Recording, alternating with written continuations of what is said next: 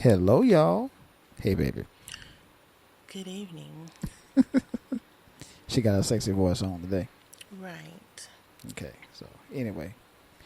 Welcome to another episode of Melanated Thought, where we talk about things that affect the black community. I am Reggio. And I am Mimi the lady. And what a lovely lady she is. Bomb chicka wow wow. This show today, y'all, is a show that I wanted to do last week, but we didn't because we had some issues with the donkey.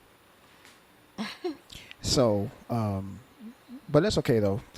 We do miss that big head dog.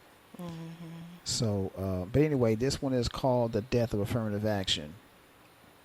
Something everybody's been talking about, all week long? Pretty much. Yeah, so it's still fresh on our minds, and so it's still pretty much a fresh subject. I'll get it out in a minute. It's a fresh subject, so buckle up. This is going to be a good one.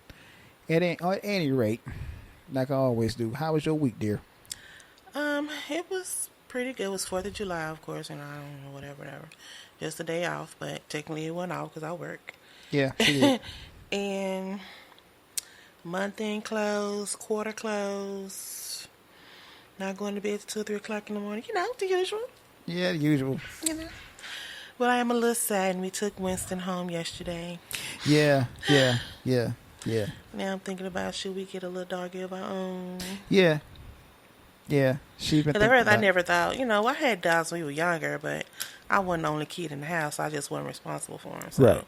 Then I got a little, you get a little nice stuff, You think your dog will be gnawing on it and pissing on it. You're like, no, I don't want a dog. But he wasn't bad at all. I mean, he pretty much killed my flowers. But other than that, it was a nice little companion to have here. So barking in the middle of the night, waking you up because he up. Get up. Yeah, exactly. Like, you want me to get up because you up? And he'll start moaning and groaning until you get up. Then he'll just later like, okay, you up. Okay. I'm like, are you serious? But it was cool, though. Yeah, it was. It was really cool. It was. Yeah. How was yours? Typical work week, man. Typical work week. We're in the field of IT. It was just okay. I can't complain. So, you know how that goes. But anyway. So, I guess now we'll go ahead and get this music cranking. Hold on. Let me get this bumping real quick. Yeah. Hold on. Are you going in and out? Looks like it. Okay. Oh, yeah. That's that beat right there, baby. Yeah. But anyway, before we get the show started, baby, what are your views on this whole thing about affirmative action? Honestly, I'm saddened. Yeah. I have a story I'm gonna tell later on in the show, but I just feel like they trying to push us so far back into history. It's utterly pathetic. And like I said today, and we were preparing for the show. Yeah. If they trying to take us back to where my great grandmother them came from, I'm not gonna make it. Cause even though I'm sweet and kind hearted, I don't put up with too much disrespect. Don't touch me. Don't look at me. I'm not gonna bow down to you. I'm not gonna not. When you walk into a room, I gotta look at the floor. I don't think I could. Yeah, Those are those Jim Crow days. I don't think I can. For me, I don't think I could do that either. I'm just being honest with you. Like my grandmother used to tell me, and to this day I still do it. She said, whenever you're on an elevator with someone or in a room with someone, and you walk in, they don't speak, you speak first. And I do that. I make it pretty. I say, look, good morning. I say it real nice and loud. It's up to you if you want to speak or not. That just show your ignorance. And then, like, if someone steps on the elevator, sometimes people look down, and I still look up and like, hi, good morning. Like, move my head in front of them. Or like when somebody walk, you sort of bow your head down when they walk. No, ma'am. You know what? No, sir. That's something that my grandfather always told me. He told me, you look a man in the eye when you speak to him. And whenever you're out in public. No, you're supposed to look down with a white person in the room. Oh, no. That's what my grandma told me. She said they was taught to look down. I'm getting to that. My grandfather always taught me to, you look a man in the eye when you're talking to him. Always hold your head up. And don't you ever bow down to a white person under no circumstances. Because he told me flat out that a white person can't do nothing to you that they haven't already done. Absolutely. That's what I'm saying. Why would we... That's why I said, I know in my heart of heart, and some of the values and moral codes and convictions, my parents, grandparents, uncles, aunts, friends, things I've experienced in life, I don't think I can endure. I don't think... I mean, it'll probably have to be where they probably have to beat me every day because I know, a lot of y'all might not know, but some people think I have a fly mouth. I don't get my advice, and they think I'm getting smart. Here I am finna get whipped or put into like solitary confinement or something.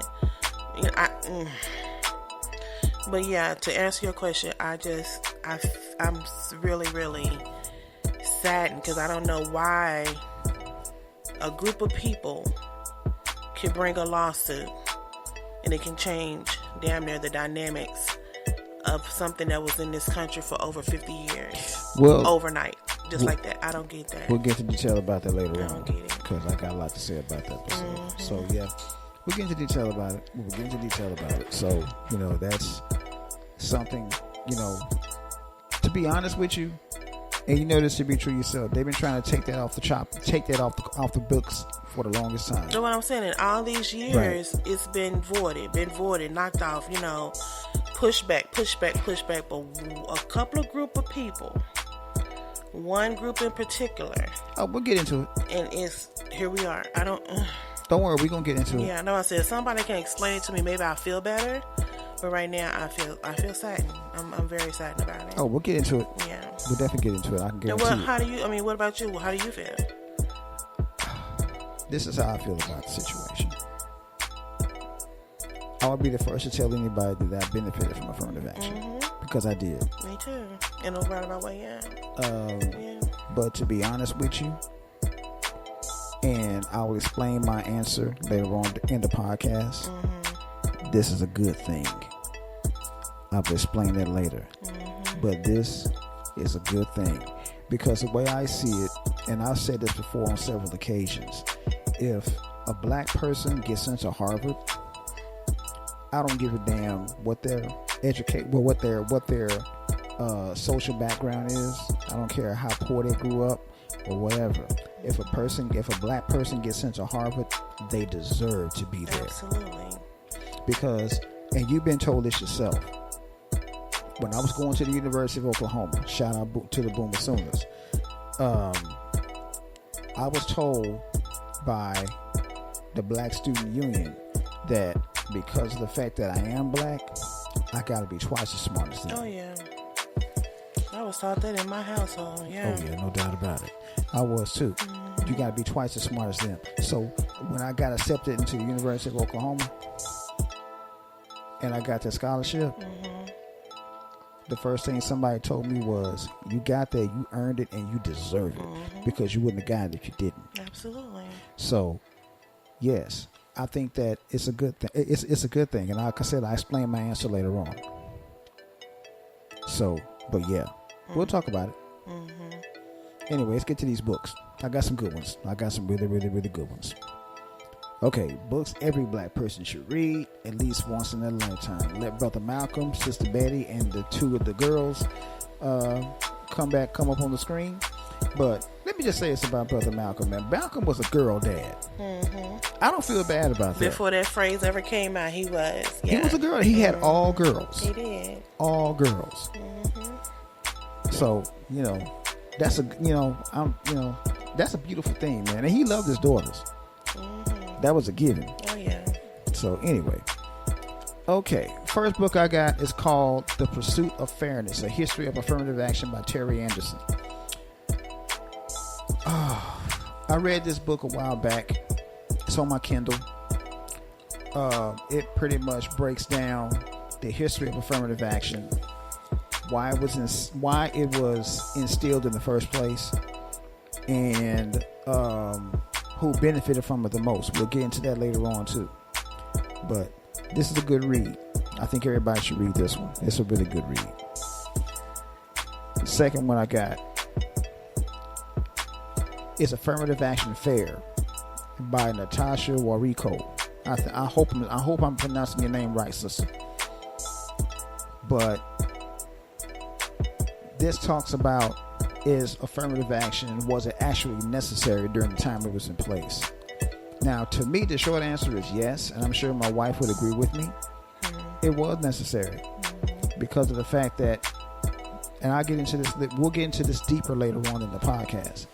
During affirmative action, when it was, the reason why it was put into place in the first place was to give us, and by us I mean black people, a fair shake at these jobs, because here you got black people with multiple degrees. They can't get a job in their line of work because of the fact that they're black. That's why affirmative action was there in the first place. But we'll get deeper into that later on. Next one, when affirmative action was white, by Ira Katz Nelson. By Ira Katz Nelson. This one, there were things before affirmative action that were out, like the WPA, the welfare system, that was only strictly for white people, to give them a hand, to give them a hand up and a hand out. That was their form of affirmative action. It's been around, so there's that. But this is a good read too. This is a really good read. Second, the last one, well, this is the fourth one. I'm sorry, I lost track. Working Towards Whiteness: How Americans Immigrants Became White, by David Rodiger. I think that's his name. I don't know. I want to butcher his name, but anyway, some white dude. Let's put it like that. So, now, to give everybody a brief history lesson, when the first group of immigrants came to the Americas, they treated the Irish immigrants like dirt, basically. At that time, before there was some niggas, they were the Irish. They were the niggas of that particular time. See, and so when they started bringing in the African slaves, the Irish indentured servants and the African slaves were all lumped together. Okay, and it wouldn't be that big of a deal for an Irish person to marry a black person. They didn't care about that. Right. Okay, and so over time, when slavery really started to take off and the indentured servants needed jobs, they made them overseers. That's when they started getting to their whiteness, and they became white people. It was okay for an Irish person to be white at that time. So this is just one of those things that this book talks about. There's also the Polish people. They treat them like shit too, and a few other European people, the Italians, all of them. But anyway, this book gets deeper into that. This is a good read. Last but not least, The Condemnation of Blackness: Race, Crime, and the Making of Modern Urban America, by Khalil Gibran Muhammad. Good read, because we already know that when you're black in America, that's a strike against you altogether. Everything is bad. You already know, babe. Everything that's bad is going to be pointed towards you. What they say, strike one. Yep. Exactly it. So those are the books that I got. You got a bold word, baby? I do. Bold words from a black woman. I love this segment because my wife came up with it.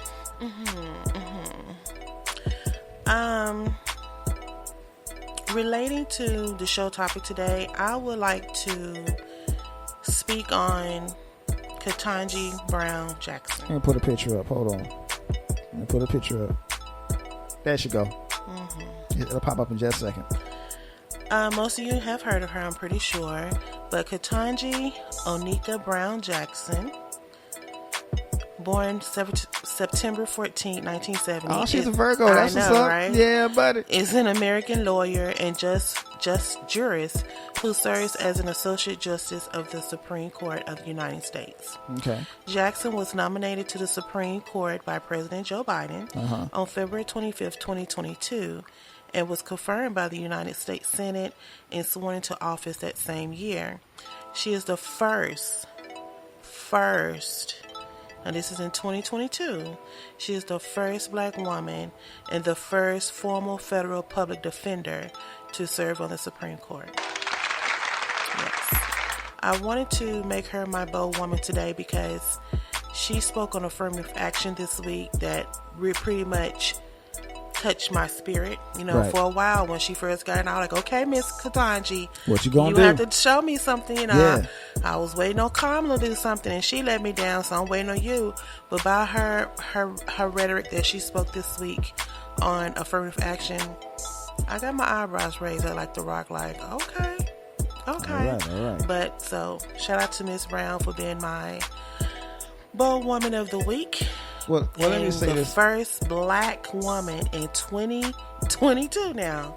Now let me to say, ever serve on the. Let me say it's about Sister Girl. You know, number one, shout out that she's a Virgo. You know, because I don't know if y'all know this or not, but my wife is married to a Virgo. Believe it or not.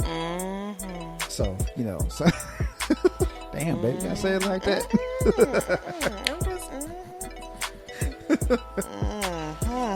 But anyway.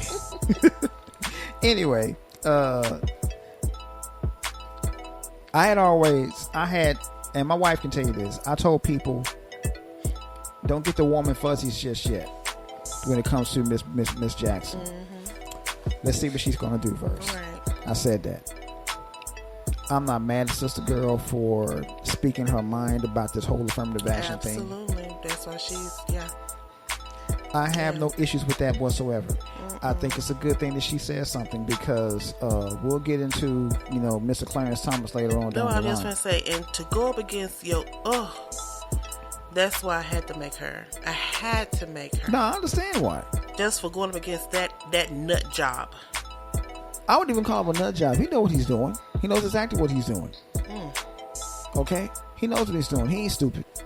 I don't know. I don't know if he's going through early stages of dementia. He know what he's doing. Or are those payouts just that good? Yeah, them butter biscuits are good to him, man. Obviously. It has to be.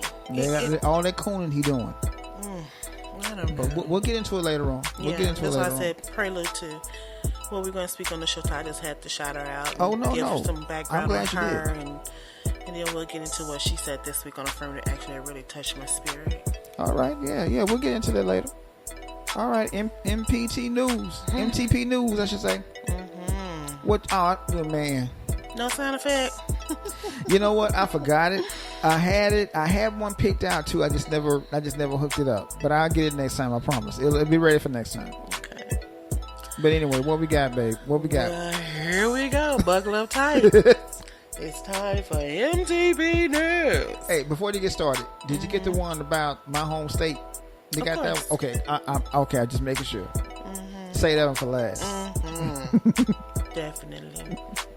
Because we normally start with our locals. Yeah. But that runs into the show topic. So exactly. It's going to have to ease that on to the end. But I want to go back and we're going to go back and touch on some that we've already done previously to what we find out currently. Yeah. The black young lady who grabbed the mic at the volunteer's hand and slammed it down has been accused of lying. You know, during the show a couple of weeks when we brought this story up, I kept saying, let me see the beginning of it. Let me see the beginning of it. You know, saw the beginning. Saw the other black students who went before her. That lady was not doing no thing, and I mean no thing wrong toward the black students. I think this young lady just wanted to do a 15 minutes of fame kind of thing. Yeah, she did. Because she is an influencer, whatever the hell that means. Yeah. And I think she wanted a moment. Yeah. She got it. But I hope, you know, at first I was like, why everybody keep talking about her and her history of getting a job? I hope this don't delay her or halt her growth in a career or making a living for herself. Maybe she's just gonna continue to be an influencer, because right now it has been shown that she lied. So, well, all I got to say about that is this right here. I don't wish no bad on nobody. But here's the thing about this, man. And I've always said this: karma's a bitch. Okay, so with her saying what she said, with her doing what she did, man. Her actions, yeah. Yeah, well, with her actions doing her doing what she did, man. That's not cool at all, man. I don't know. I just don't know. You're pretty much adding to the stigma that's already out there about you as a black woman. You're angry. You work your neck. You're working. You pretty much played into the narrative that's already out there about us. And then you're going to try to go on your social media account, make the situation even worse, because you were lying on top of a lie. Right. So you kept lying on lying on lying on lying. And when it came out, now I haven't heard from her since then. Since the actual tape came out at the beginning of it, that showed that all that what she was saying, has she made a statement? Has she apologized? Nope. Haven't heard from her. And you're not going to. So young lady, whatever your thought process was at the time, wasn't quite smart, but here we are. Like my co-host said, karma is a bia. I hope it don't sting you too bad, but you might get some ramifications from this. Yeah, I think the school should make her apologize. What you think? I think that the school should make her apologize. Definitely, I think that should definitely happen. Absolutely, because she did that for Facebook clip. She did that for likes and stuff like that. That's not. Is it that important? You'll be surprised for somebody to give you a thumbs up. There is a video out. There's a video out right now of a white girl. She was called herself cleaning up a beach. I don't know if you've seen this or not. There's this white girl. She had her friends. She had this bag like she was cleaning up a beach. And, she was putting it on, and she put that shit on Facebook, man, and her ratings were through the roof. But then come to find out that was all faked, because she wasn't cleaning up no damn beach. She just did that shit for likes. And them people down there, like, it's just like them people with the animals, just like the PETA people, they don't play about that beach. They sure don't. They don't play about the oceans, the little turtles. They don't play about none of that, man. The little ducks. The dolphins, none of that. They don't play about nothing. You have to act like you cleaning up the earth or cleaning up the beach and you're lying. Oh, yeah. All right. Y'all keep playing. It's like it was I saw this black guy, he just jumped in the back of people's cars. Or another one just walking into people's houses. You gonna get your head blowed off. Exactly. And then what? Did you see that one where they started back licking the ice cream again? I saw that. That is so disgusting. And I already smell my food and lick my food before I even eat it anyway. But that is just, you don't have nothing else to do but that. Okay. And I hope they get caught. And I hope somebody lick them. Oh, they're gonna get licked, but not the way that they want. Trust me. But yeah, that's, young lady, I just, like I said, I hope the ramification is not too bad on you, but when the truth came out, that's not a good look, young lady. No, it's not. Good thing you were walking and you were getting your degree or whatever. You said you work hard for it, but to make it out to something that it's not, that's what, it just trumped everything that you had just succeeded and tried to do. So I agree. I'm sorry. I can't co-sign on that. I can't either. I can't either. Moving on. Moving right along. Now here's another story that sickened me because I seen her name is Ajaya Owens. This is a black lady who went next door to protect her child because her neighbor was throwing her kids toys and threw one, I think it's like a train or a skate or something, like a roller skate, and hit the young man. So she kept saying, go get your mom, and he went to go get her mom, and so she was knocking on the door and the lady ended up shooting her. Well, unfortunately, guys, this lady will not be charged. Yeah, she's a white woman, like she's about 60, 65 years old. She would not get charged. I don't know what to say about this story. She's 58 years old. Her name is Susan Lorenzi. Let's talk about that for a minute. Of course, this is in Florida.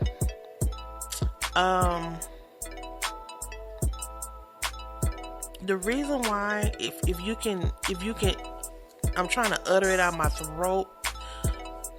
Insufficient evidence. Okay. Baby gone. She dead.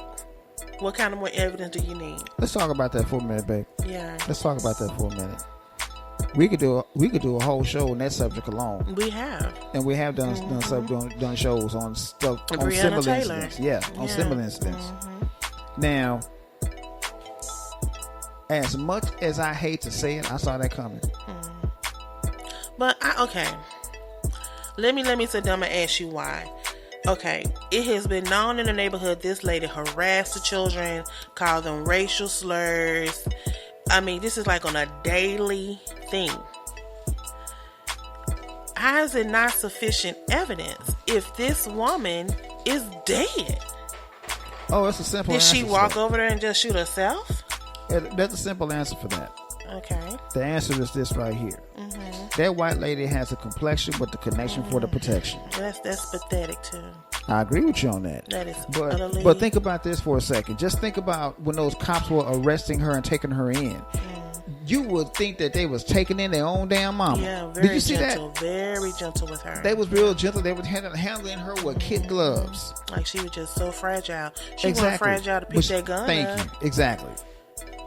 Yeah, So I just this story right here just sickened me. Like I said, I saw Miss Owens' mother on The View. Yeah. The lady could barely speak. Yeah. She was just still so heartbroken. As she should be. And she was concerned about her grandchildren. Of course. And now that her grandchildren would get no justice because they actually saw their mom, I think 2 of them, saw their mom shot to death. Right. Do you know the domino effect that's going to have on his psyche? He probably not going to trust people, or they might revert him to where he hate white people. You never know. Oh my God, that's what I'm talking about. And y'all think if there's no sufficient evidence? I wish I can look at something. I wear glasses. I wish I can see what some of these people looking through in their glasses. Because through my glasses, I see murder. Ain't no sufficient about that is straight murder. I agree. But, you know, I'm not a state attorney. I'm not a judge. I'm not a nothing. I'm like you. My biggest question is, what more evidence do you need? I mean, she was behind the door. She was behind her own door. So she was pretty much safe. Safe and sound. So she is going to pull out a gun and let that lead fly. So I wonder what they have done if she had shot a child. If it wasn't a child, they would have ruled it an accident. They would have ruled it an accident. I'm telling you what they would do. If it's an accident, your door is closed. I'm going to tell you exactly what they would, because a similar case happened, like about 20 years ago. A child was shot because somebody was shooting blindly, and it was a white guy that was involved. He did the shooting. Okay, nothing happened to him. Nothing at all happened to him because they ruled that death an accident. That was an accidental shooting. And if she would have shot a child, especially a black child, the first thing they would try to do, and you know this to be true because they did the same thing with Michael Brown, did the same thing with Trayvon Martin. They would try to demonize that child to make it seem like it was his fault that he got shot. You know that, and I know that. So, if that was a child that had gotten shot, which technically it was a child, it was somebody's child. If that was an actual child, and what I mean by a child is somebody that under the age of 21, under the age of 18, I should say. Let's go ahead and say that. Under the age of 18, they would have ruled that death an accident. I don't know. It's still disturbing. I agree. It's just like I said before. It's like open season on us. Always has and been. some of the different excuses that they put out as to try to justify why she's 6 feet under is absolutely there is no pathetic. justification for that. Pathetic. I mean, this lady is dead. She's dead. Yeah. She was there to protect her child. That could have been me, and if we had children, that could have been you. It could have been your brother Michael. Yeah. I don't know. Moving on. Yeah. And this is another story we spoke about. I'm pretty sure everybody heard about it. The mother who supposedly had called her 14-year-old son to come up to the restaurant and shoot a young man who supposedly hit her. Yeah. Her and her son are going to not stand or be charged. Charges have been dropped against the mother and her 14-year-old son. I saw the video. Me too. I finally saw it from the beginning. I saw it from the beginning, and to be honest with you, if that was me, somebody hitting my mother like that, I probably would have shot his ass too. And think about this, baby. You know this to be true. What if that was your mother and your brother Michael?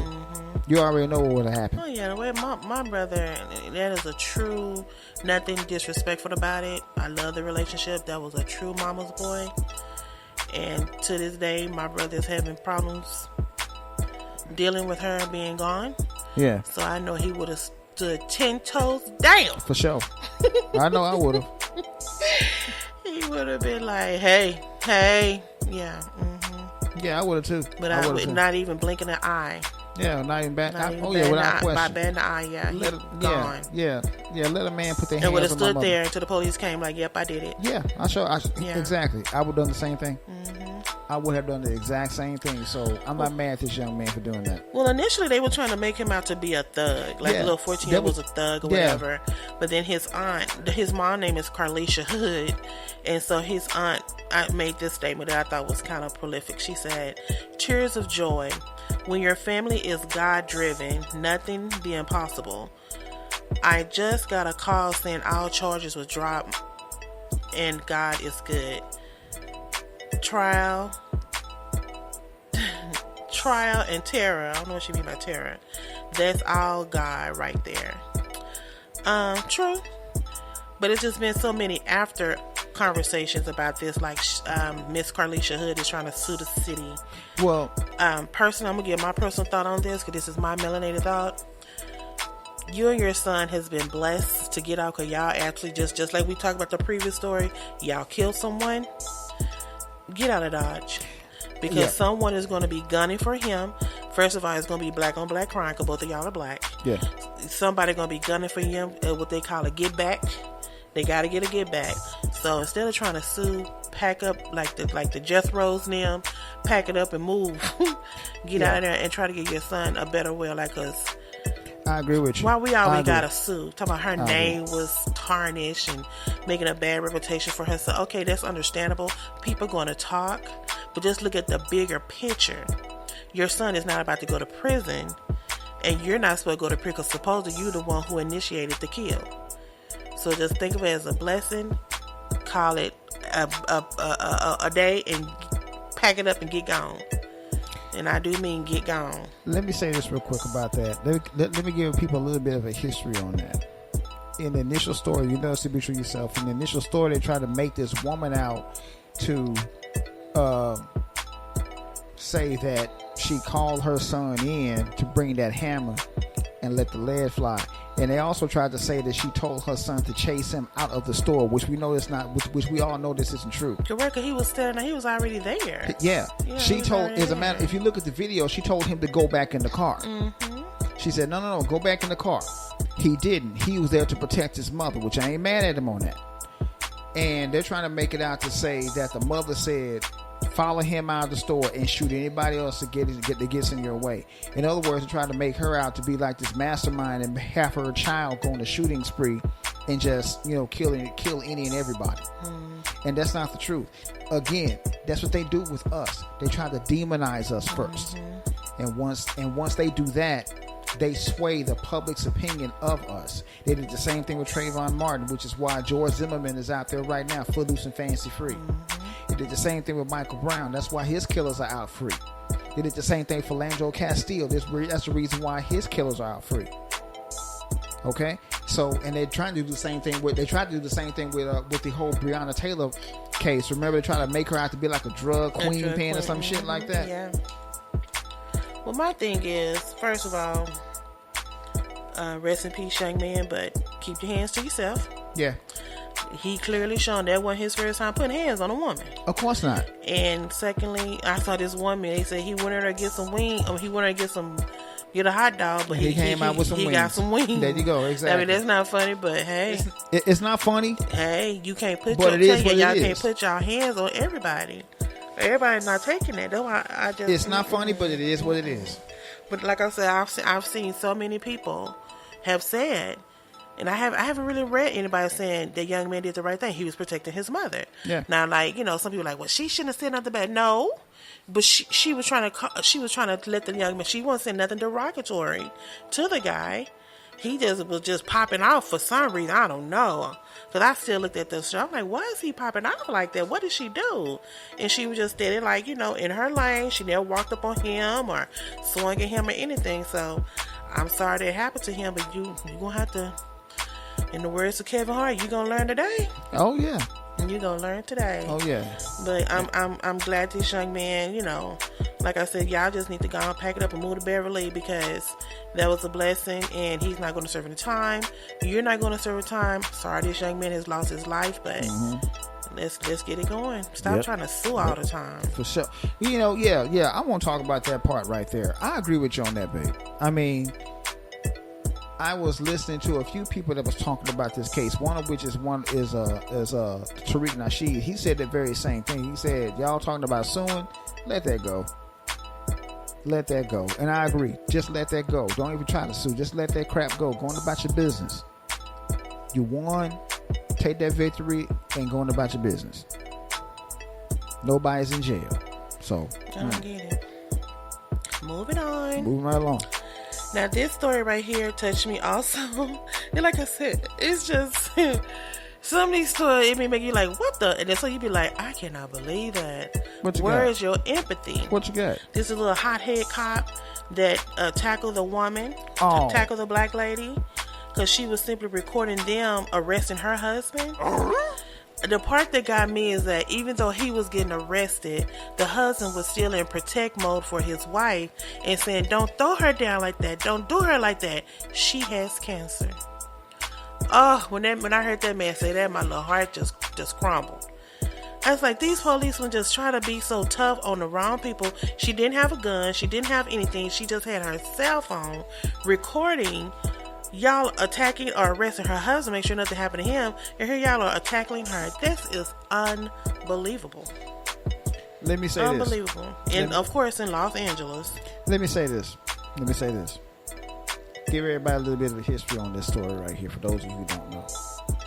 Okay, the initial story goes as follows. A couple are in a grocery store, I think Winco, in a grocery store. The man gets accused of shoplifting, which, when they later find out he wasn't shoplifting. But they arrested him anyway. So his wife would do the same thing that my wife would have done. Record the whole thing. During that situation, there was a cop that just started, in my grandfather's opinion, as he would say, smelling his piss. Decides he wants to take this woman down for recording him. Well, somebody recorded that shit too. Now, me personally, I probably would have done the same thing and said, wait a minute, that's my wife, because that was just wrong on so many levels. It's disturbing. It's very disturbing. But I'm going to go on record and say this. Bruh man better be glad that wasn't my wife. That cop, he better be glad that wasn't my wife, because I'm going to make a few phone calls. I'm going to find out where you are. I'm going to wait outside your house and wait for you to come out. And it's not going to be pretty after the fact. I don't care how many guns you got, how much ammo you got. I got relatives to spare. Trust me. You going to pay, bruh, one way or another. So it's just so much racial bias, like policing, because like you said, they got a call that someone was like a description of robbers, and how this man robbing the store. He's sitting outside on a rock, holding a cake, like they will wait for somebody to come out the store. Hey, that's a robber. Oh, so robbers sitting around and wait after they rob the store. What do they do? Shoplift the cake in broad daylight? Exactly. I'm like, I'm just gonna sit out here and wait. See if they gonna come in here and say I stole this cake. Oh my god.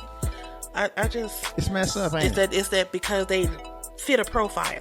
Yeah. So that's that racial profiling, basically. It's sickening. It's like, they already said we all look alike, which I don't think so. I think a lot of them look alike, honestly. Oh, man, yeah. But they all say we look alike. And then, they try to be on their job. And, well, we got a call that this man and this woman fit the description. But the way they slammed that woman down on that ground, Lord have mercy. And I know what you just said, but that man just saw they do that to his wife. Yeah, he could do anything. And she's already sick and probably weak. Like I said, I'm sitting outside your house. Once I get out of jail, I'm sitting outside your house, waiting for you to come out. Now I wonder what they're gonna do with him.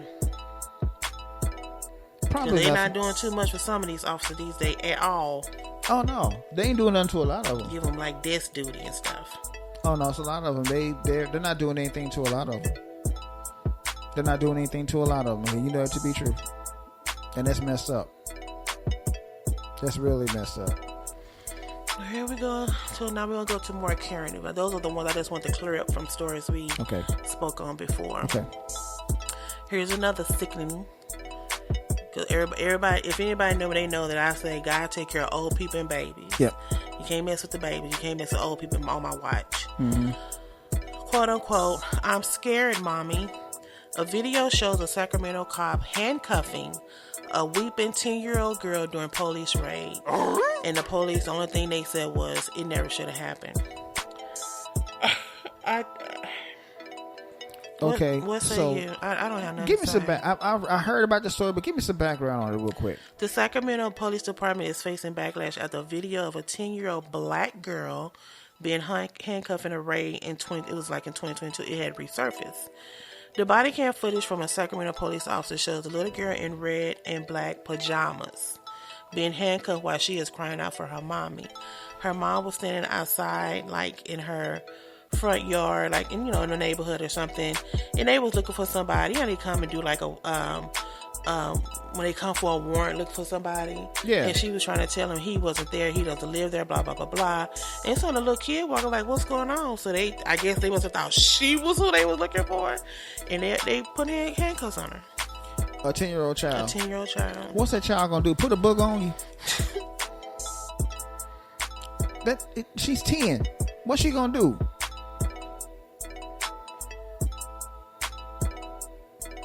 What's she gonna do? Hit you with a teddy bear? Because the door was, the part that got me, the door was closed, and they started banging on the door. Then they kind of pretty much tore the door off the hinges to get in there to her. And I'm like, what is it? Who are you looking for? Osama? He gone. So it's just some of these, like the same thing with Breonna Taylor. Some of these cops try to get in there and we talked about this last week. A couple of on the previous podcast, they come in and do all this damage to your house, be wrong as hell, and then just get in their car and go away. Do you know what kind of effect it's going to have on this 10-year-old? The city. Whenever that happens, the city is supposed to reimburse you for whatever happens, for whatever damages they incur. Eventually, why would you handcuff her? What were you scared of a 10-year-old? Which brings me back to my original question: what is that 10-year-old gonna do? Put a book on you? And you know what she was yelling that pissed me off? I'm scared. I'm scared, mommy. I'm scared. I don't know what to do. I don't know what to do. Of course not, baby. You're 10. And they teach you in school, you're supposed to. Those gentlemen who came to your door is the one that's supposed to protect you. Here they are hurting you. Yep. So of course she's scared. And what's getting me was the fact that they put handcuffs on a child. Mm-hmm. I already know a child's black. You ain't got to tell me that. Yeah. To me, there is no circumstance on this earth that they can justify why they did that. None. I don't care if she was in there making herself a peanut butter and jelly sandwich and she came out there with the knife. I'm sorry. No. But anyway, let's get, like I keep saying, I think they need to start doing a little bit more sensitivity training when they train these officers. I know you putting yourself out there in harm's way and danger. You sign up for that job. You also take some kind of protection class to protect yourself as well. But if you going out the gate that scared that you have to be fearful of a 10-year-old, and put her in handcuffs, you might want to go into another field of work. Babe, I'm just going to be honest I'm with sorry. you. Babe, I'm just going to be honest, 100% honest with you. I don't think that a sensitivity course would help. I don't know. I'm just being honest. Yeah. I don't think it's going to help. Yeah. I don't get it. I don't know. And here's another dumbass story. These people are getting out of hand with you turning around their driveway. Here's another quote unquote, they're yelling at us. A white fire chief now, and his son, kind of like the guy who went, this is like a previous story we did where the guy was in a neighborhood where they were building houses. Aubrey, he stopped to look in the houses. What's his name? Aubrey something? I think it was something like that, yeah. Okay, a white fire chief and his son chased down two South Carolina boys after teens turned around in their driveway. They forced him to lie down on the ground at gunpoint. Man, come on. So, I don't.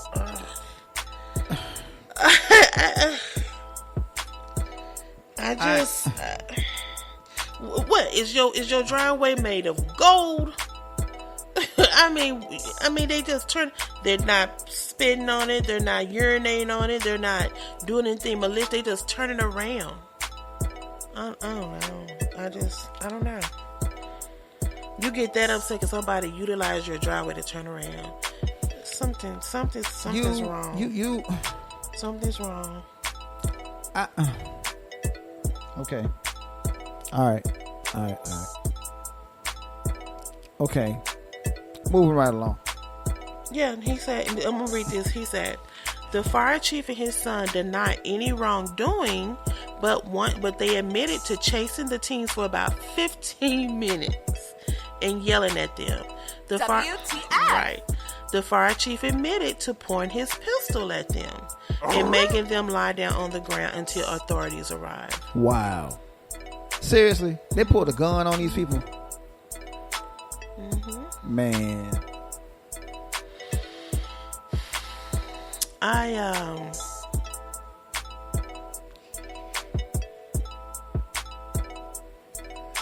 Initially when this happened, can you believe there were no charges filed? I believe it. I believe it. In this incident, that's why I said it has resurfaced, because a lawsuit, was, brought on by the mother. But, I mean, in this case, like I said, I don't know why you keep trying to sue, but in this case, I can see it. Now, I can see it. This is justified. This is justifiable. Because, again, you don't know how you mess with the young man's psyche. Right. These young men probably just out like, damn, what we doing? We just turned around his driveway.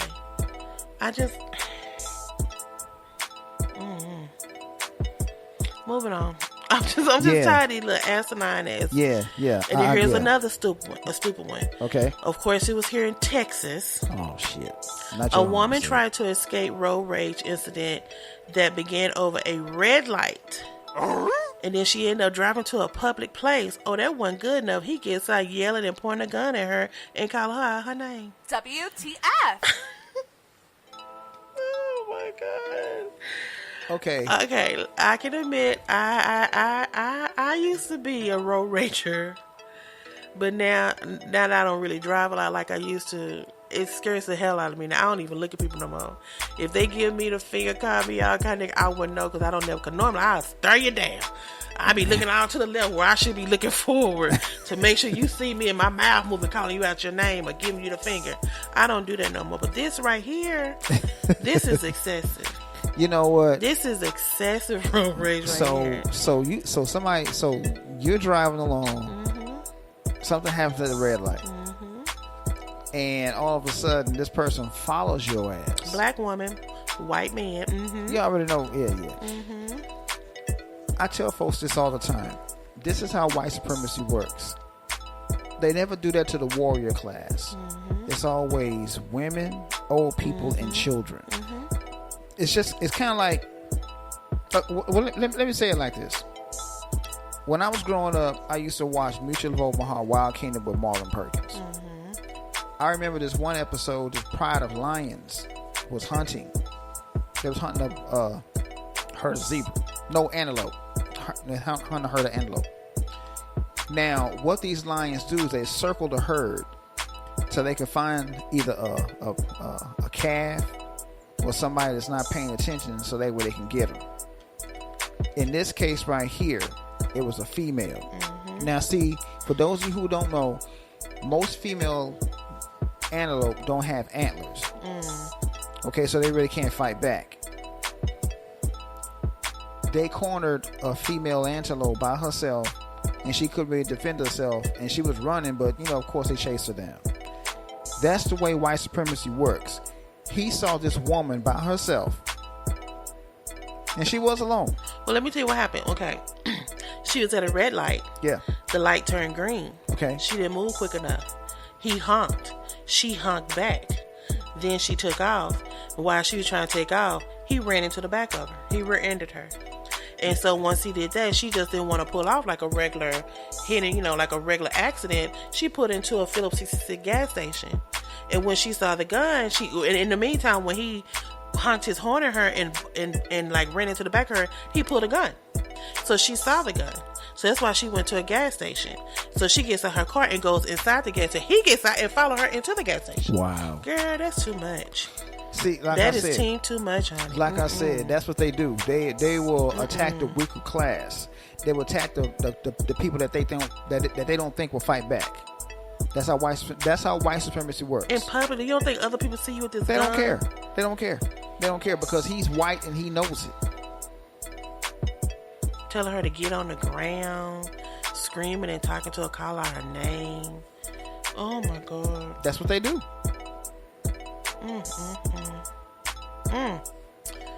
Well, we'll see how that story goes. I'm gonna keep an eye on that because that's kind of weird. Yeah, I agree. Let me see what else kind of madness.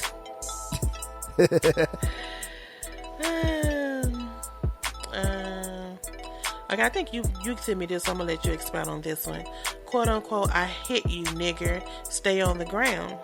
Suspect identified by Oregon cops in savage beating a black food truck owner. Stumped on street by white stranger who hurled racial slur. Okay, you already stumped. You gotta call by my name too. Well, here's what I found out when I read that story. When I first saw that story, this man owns a food truck. I guess he was in the wrong neighborhood or something. Wouldn't surprise me at all. And he was chased down by the suspected white supremacist. Man, he not a suspected white supremacist. He is a white supremacist. They, get stomped to the ground, then call him a nigger. Now, from what I understand, they arrested this dude, right? Yeah, they found him, yeah. Okay, so he was arrested. I don't think he's been charged with anything, has he? That's what I'm reading. I don't see anything. How? Okay, this man was on the phone with his wife when all this was happening. So why wouldn't he not get charged? Good question.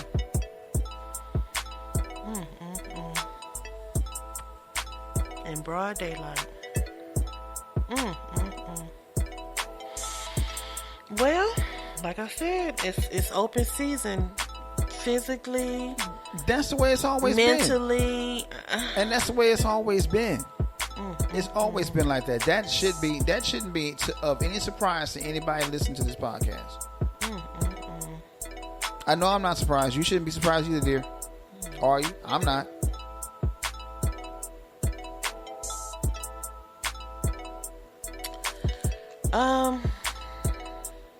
Moving on.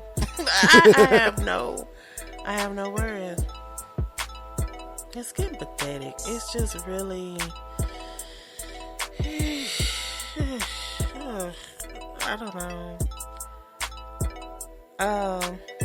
Here's another one that just sometimes you be wanting like, I wish I was in that position, but then I don't.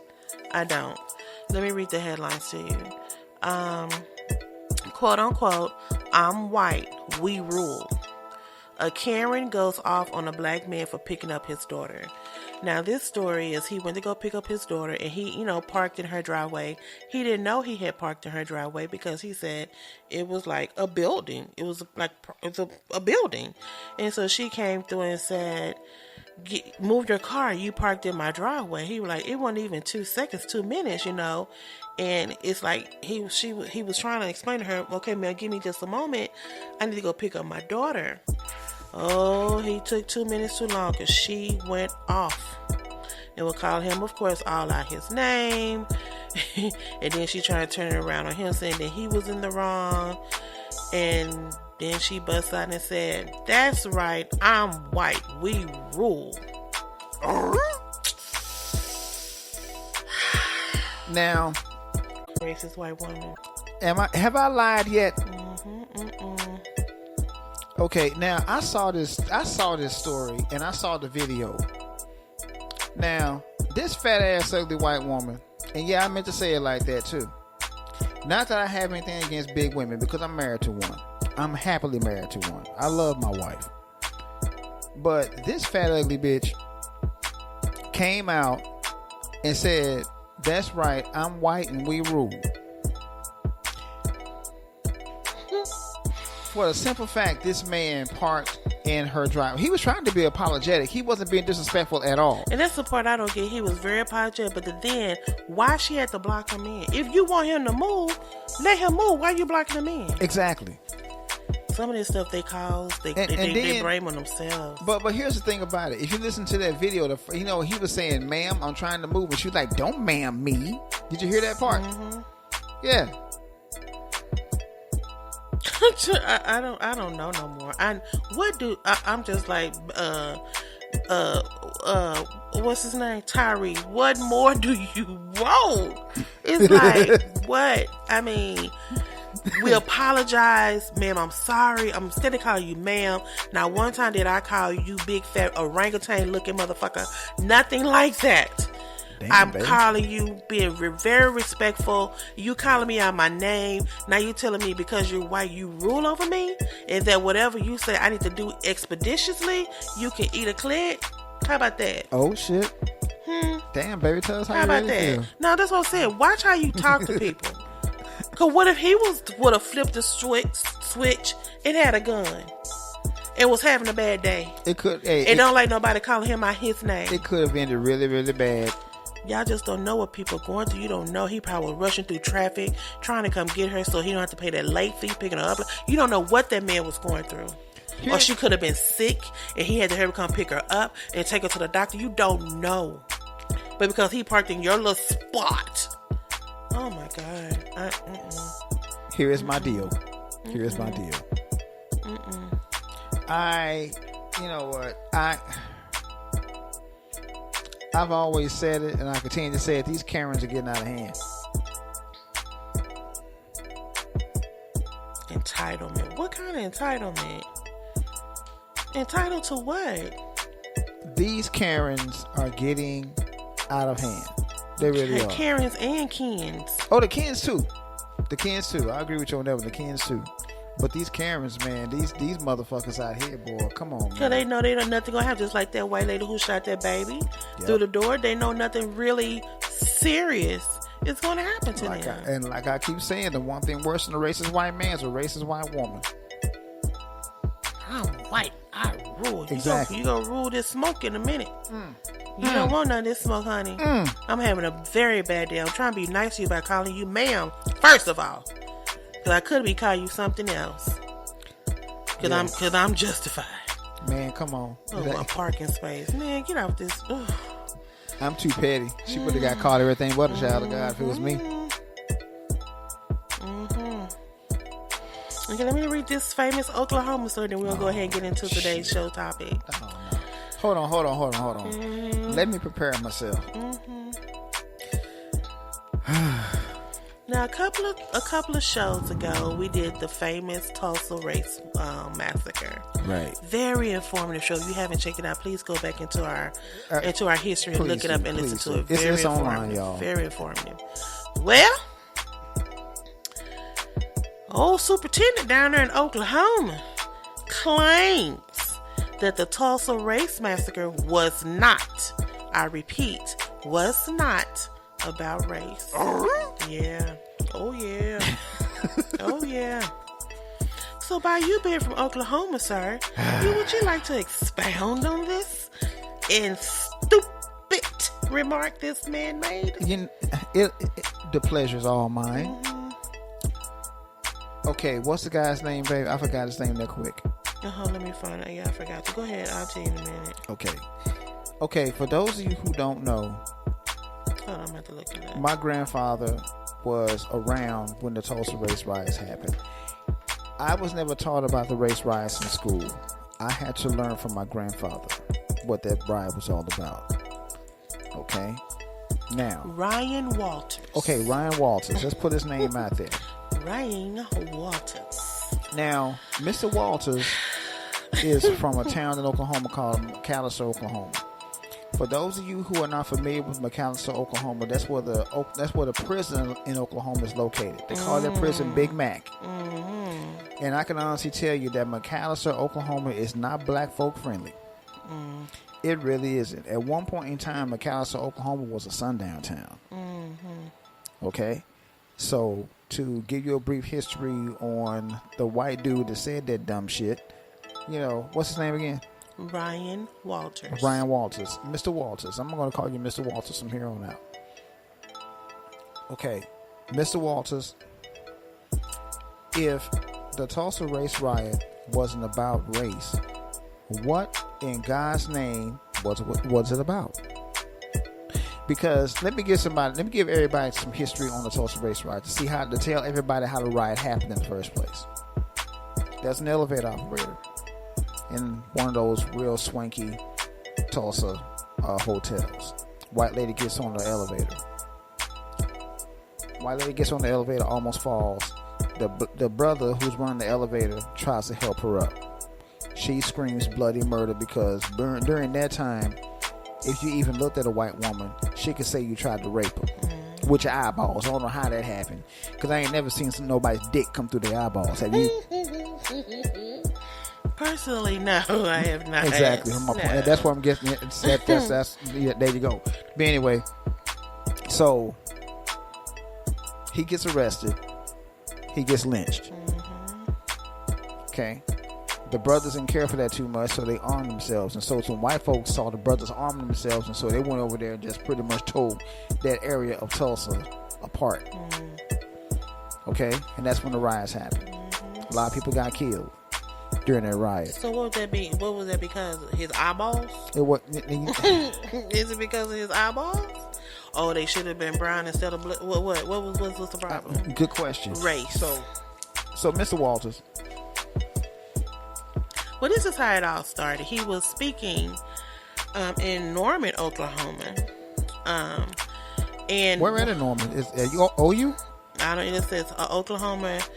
He was speaking in Oklahoma. It don't say where he was exactly. Just said Norman, Oklahoma. Okay. And so one of the reporters asked him a question. He said, one of the questions that was asked is the teaching of the massacre would violate the the state's ban on teaching, here we go, quote unquote, critical race theory. Hold on. So Mr. Walters said, well, how does the audience member said, how does the Tulsa Race Massacre not fall under your definition of CRT? He said, okay, thank you. I'm sorry. I didn't address that part. I will never tell a kid that because of the color of your skin or your gender, anything like that. You are less of a person or are inherently racist. That doesn't mean you don't judge the actions of the individual. You can absolutely. Historically, you should.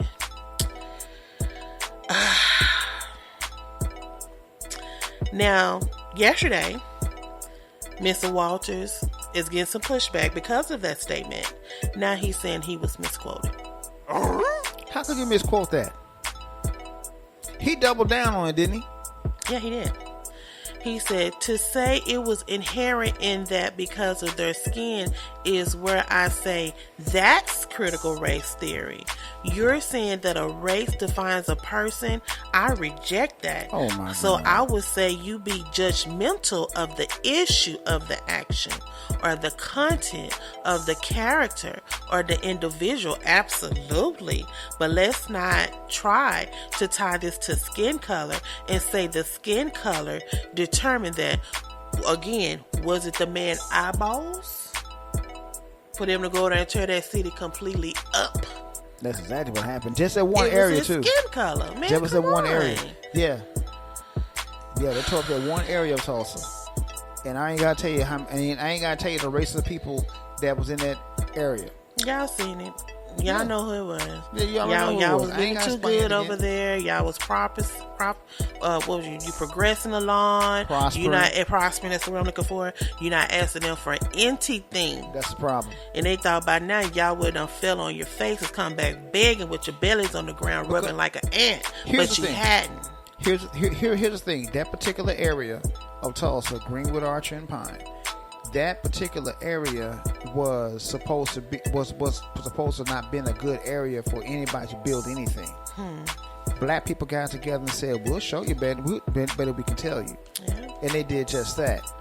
And once that happened, they started seeing how those black people were prospering. Yep. And then, wait a minute, we got to do something about this right here. Why? And that's what happened. Why? Y'all tell us, get in there and pull yourself up by your bootstraps. And then when we do, well, this is what happens. And then, exactly. So what do we do?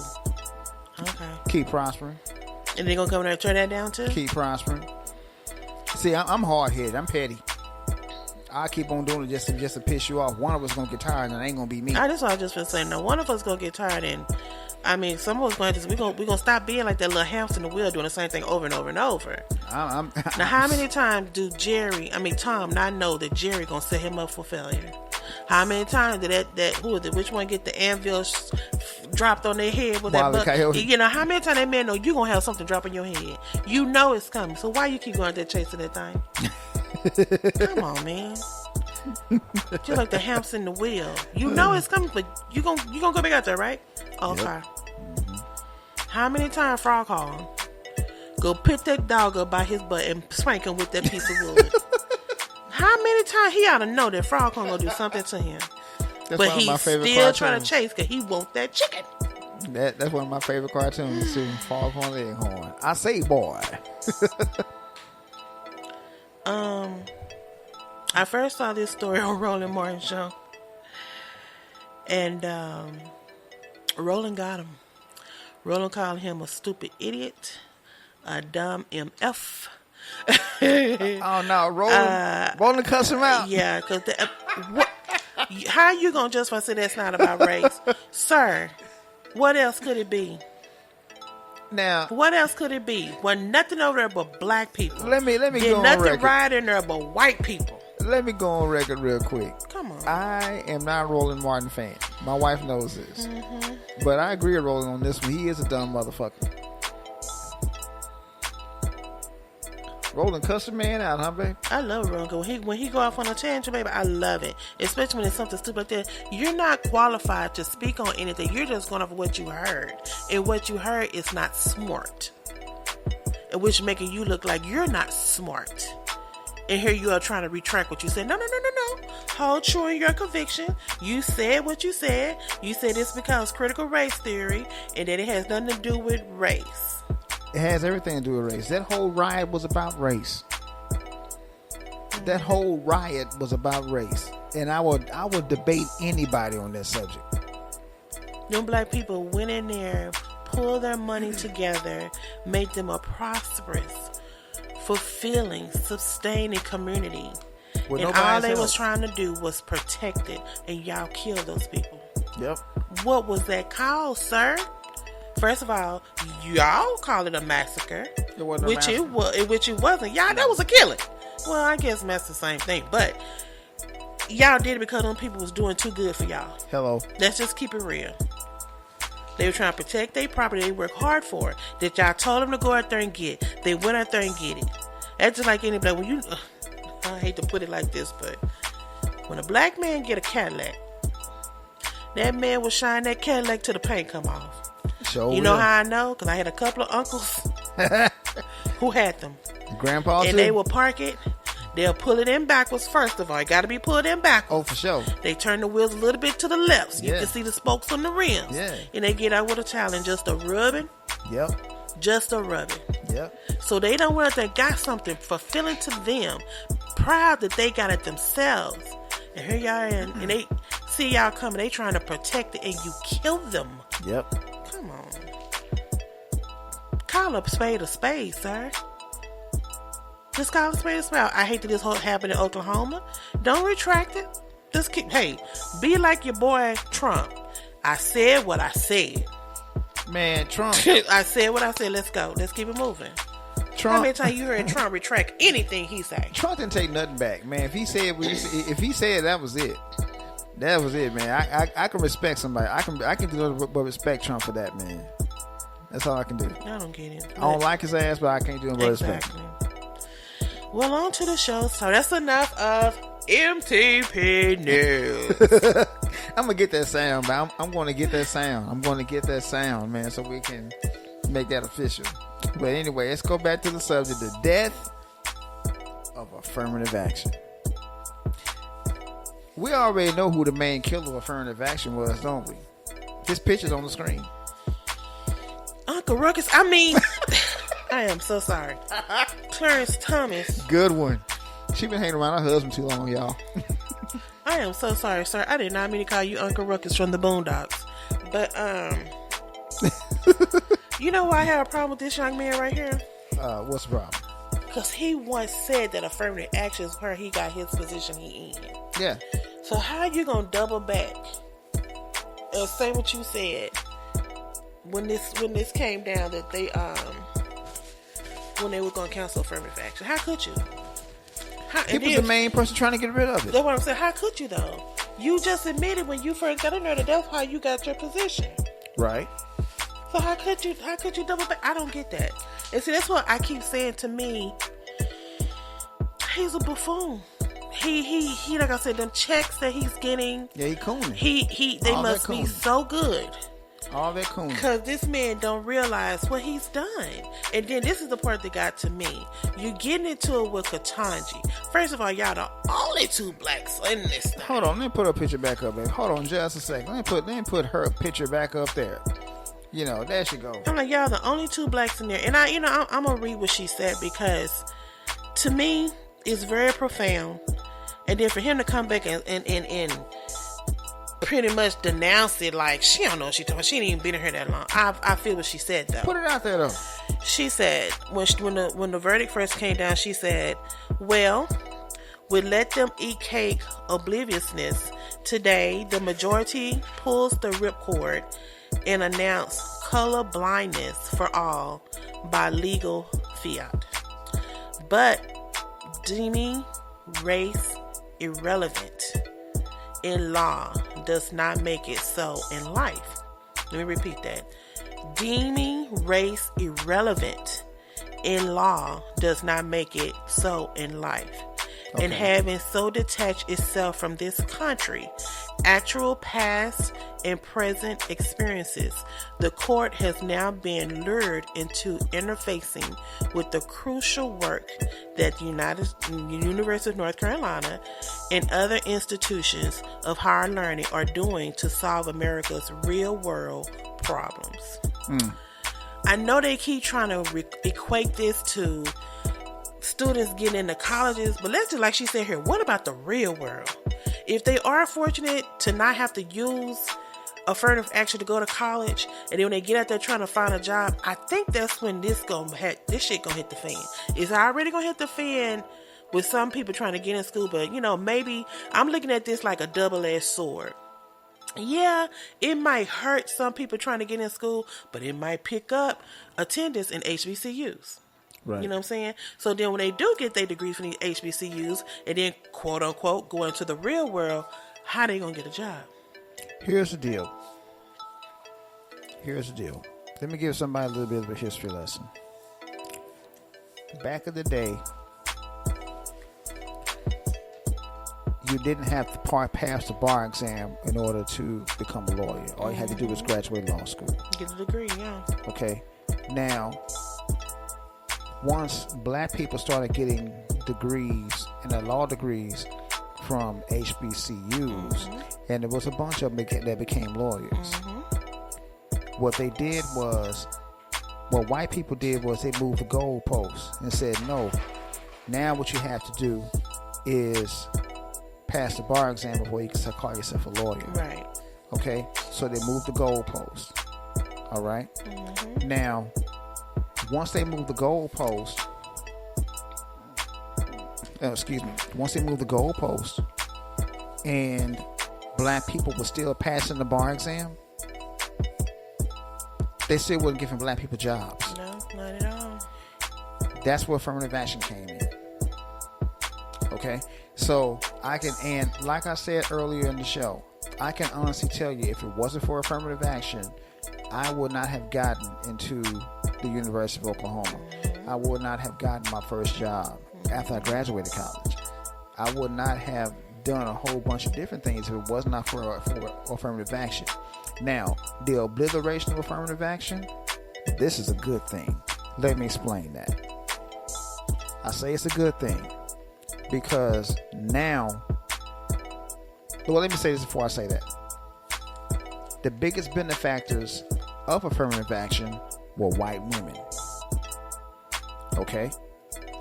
Okay. That's why I say this is a good thing. Because even though black people did use it to a certain degree, for the most part, everything that black people got, we got on our own with nobody's help. I have a lovely wife. She has not one, not two, but 3 degrees. She got those on her own. No affirmative action whatsoever. Well, with a little help of student loans. But student loans. Yeah. But she got 3 degrees on her own. No affirmative action. Okay? Now, my point is this right here. Affirmative action being gone is a good thing. Because now, even though,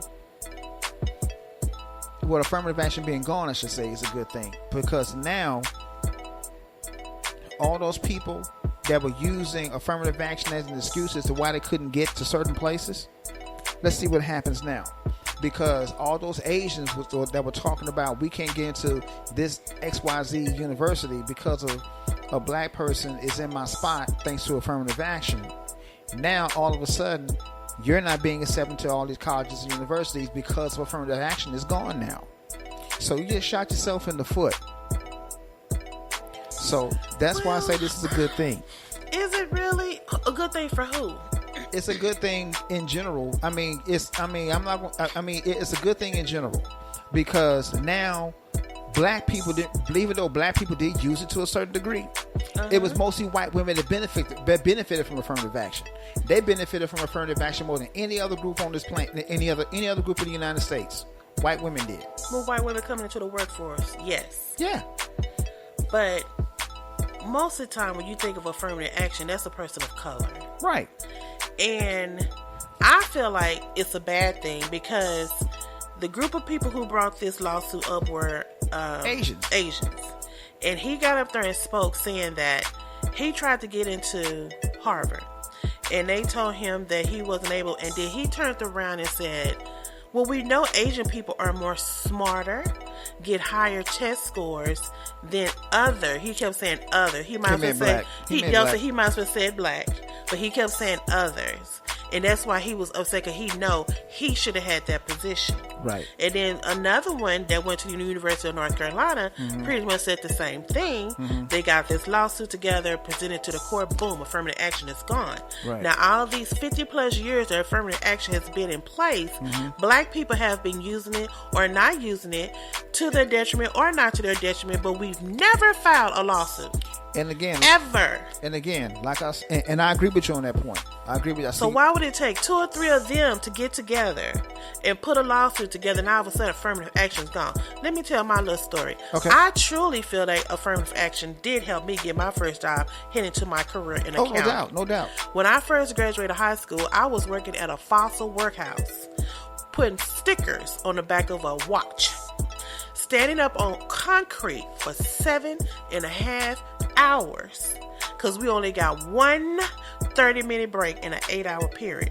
I said, there is no damn way I am going to do this long, because I went to school too long, studied too hard to be putting sticker on the back of a watch. But at the time, I wanted another car, and my dad told me as soon as I graduate, you got to find a job. There you go. And the only thing that pretty much said, hey, we got to open come, I took it. So I can at least have some gas in my car instead of a little walk around money. So I keep going out to these bigger companies.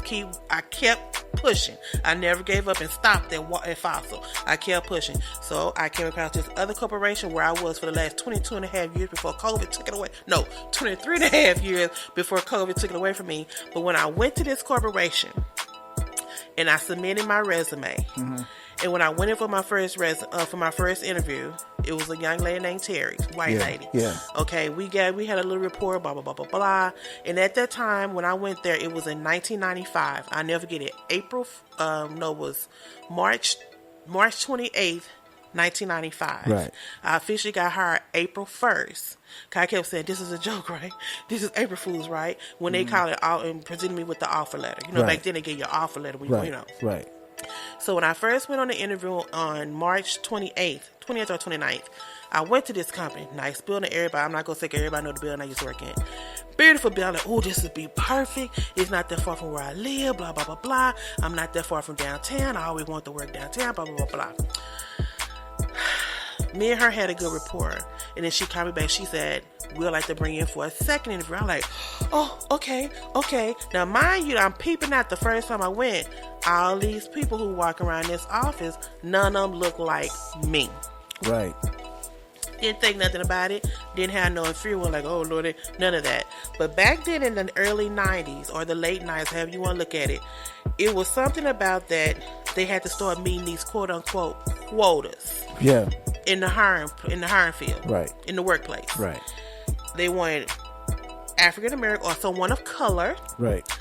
A woman. Right. With a degree. And at that time, they was trying to reach out to, like, people who look different. Let's just put out there fat people. I'm just going to say that's how I took it. Oh, shit. So that's why I said, so when I went in for that third interview, and I met with the owner of the country, and he heard this old country twang. He said, you from East Texas? I said, yes, sir, I am. He said, I am too. I think that's what pushed me over the top, like that little man on The Price is Right. Whatever that little game was on The Price when he fell off the cliff. I think that's what knocked out the park, because I said I had already got the 3. I was black, I was a woman, and I was fat. That's 3 strikes. I hit it out the ballpark. For sure. And then when I went to an interview with him, and he was like, okay, you hired. So I know some parts of affirmative action got me my first job that led to my career. Oh, no. That's why I'm saying I'm saddened, because what if there's another one like me coming up now? Right. Well, you know what I'm saying? Well, I know a lot of these kids today, they don't have that not even a fear, but that I was a go-getter, but then I was nervous because this is my first time going into like a real job, what we call a career. Right. These kids today, they have no fear. Half of them don't want to work anyway. Let's just keep it real. But the ones who do want to go out there and get their foot good, I admire those ones who want to be entrepreneurs. But you have to get your feet wet somewhere. You gotta learn. You gotta make money to become an entrepreneur. Well, see, to piggyback off of what you just said. To piggyback off of that right there, a lot of them, they have to know how a business is ran before you can start a business. When they get the teaching, they get the education in college. No. They have to actually see it. Learning it is one thing, but actually seeing it for yourself are two different things. Oh, you mean to eventually get in there and get a job? Right, exactly. Sure. They have to know how it works. I mean, I can teach. It's kind of like when you're teaching somebody martial arts. I can teach you I could teach you Pak Sao all day long, but if you don't practice it, it's not going to do you any good. You can teach them the fundamentals, but until they actually get their hands in it and on it. Okay. There you go. Exactly. I see what you're saying. Right. That's what I'm saying. So I didn't feel like, even like I said, each day I went, each three interviews I went to, no one was like me. None. And then when I got in, I had my own little office. I was like, okay, I'm going to love this. My own little office. I got a door. I was excited. But not one time, and I admit this honestly from my heart, I never felt isolated as being the only one. It's what we call the only spot. I never did. They never made me feel like that. Right. Now, there were this one man, but hell, he didn't like nobody. And he pretty much told you, I likes nobody. I don't care what you look like. Hey. So that was a giver. We speak, we keep going. Hey, it is what it is. Right. But as far as like, I was like feeling timid because I never did. And I thank God every day that I never felt that way. But there are going to be some people, I've heard people tell stories like they feel like that. They feel like they're getting judged by, well, what they're going to test your knowledge. They're going to test your experience, and they're going to test that about. Because I've been told that, I threw you out there to see if you gonna sink or swim. That's a given. Yeah. And like I said, my parents and my grandparents always taught me you gonna have to think them 2 to 1, and know 5 times more than what they know. Oh yeah. But these kids these days, they tell them, they be like, "Fuck you, then I'm out." Yeah, I don't know if they're gonna look at affirmative action. Well, they can't even look at it now because it's gone. Yep. Well, like with me, I knew about it. I was taught about affirmative action in my business law class, and I kind of that what made me, I started out, I didn't start these little mediocre companies. I started out trying to get, sending my resume to big boys, Exxon and IBM and, TI, and, I did that. Right. And I eventually got on with a big company. It's affiliated with, hell, might as well go ahead and say it was affiliated with 7-Eleven. 7-Eleven is one of the biggest corporations in the world. No doubt. And that was my first career was with 7-Eleven. Okay. And I don't regret it at all. Well, like I said, affirmative action was a good thing. It really was. It was but a good why thing. do minorities feel like that it's not? I don't get that. Don't they know they benefit? Okay, I'm looking at it maybe I'm looking at it wrong. Explain this to me. How do they not think affirmative action is beneficial? Because if it was up to the masses, and y'all know who I mean by the masses, white folks, you wouldn't even be over here anyway. Exactly. They'll tell you take your tight ass back on that boat. Tight eyes. Take your tight eyes back on that boat and go back over there. Well, see, let's just keep it real. Which is why I said this is a good thing. That's why I said it's a good thing. It's a good thing because it's gonna wake them up to let them know, hey, just because they made you an honorary white person once before, it's not gonna fly. Because once white supremacy gets finished with their tools, they break them. So that's why I say it's a good thing because they're gonna get their wake up call. Well, okay, are you saying that because now it's gonna pit them against one another, like who has the more credentials, who has the more education, who has the more blah blah blah blah blah? Is that what you're saying? Not necessarily. Then how is it not going to benefit them anymore? Well, it's not going to benefit them anymore because they're gonna not get their spot in that particular university because of the fact that they are who they are. See, they thought that they didn't get that spot because some black person was in that spot. Oh, I see what you're saying. What I'm saying. So now it's not even that anymore. No. So now you're going to truly see if who you think you are. Hello. Gotcha. Hello. So that, like I said, somebody had to explain to me. At first, I'm like, how the hell they going to take away something that's been in place for over 50 years? And that they benefited from. And then, exactly. And then here they are. They get upset because they didn't get something they wanted. Yeah. They file a lawsuit and all of a sudden, okay, we can do away with it. How? Okay, now I understand what you're saying. Okay. Yeah. Well, see here, and also, like we said earlier, if a black person gets accepted into Harvard University, they deserve to be there. I don't give a damn what anybody says, affirmative action or not. They deserve to be there. Well, like I said, Harvard just don't let anybody in there. No, they don't. The school you went to, they don't let anybody in there. Exactly. They go out and they come out and they pick you. Exactly. Because Harvard, that wasn't one school I applied for. I mean, hell, I could have. I mean, but no. And you could have gotten in. Because at that time, I was like, ain't no way I'm going to get up in there. The first one I'm thinking about, they're taken care of pretty much by their, alumni. Yeah. Just like your school is taken care of by their alumni. And then in the interim, they go out and pick and choose. You might submit your application and your certifications and all your accolades to them. They actually have somebody who sit there and read. But I did one time hear that they used to put them on a board and throw darts at them. And whatever that dart, they will call that person and see if they want to come to school. I did hear that before. I wouldn't be surprised. But now I heard they recruit people, like old students that's already there, to come in and read all those applications that are submitted. Yep. And then they put them in a pool and blah, blah, blah, blah. I mean, I know however method they have it, however method they have it. But now that you explain it to me in that way, I don't see, and okay, this kind of like coming off as racist to me then, because you're thinking because you're Asian, because most people, if you don't know, most people say that Asians are smarter and they make better grades and blah, they have better education than we do. So are they trying to stand on the premise of that? Yeah. Okay. Yeah.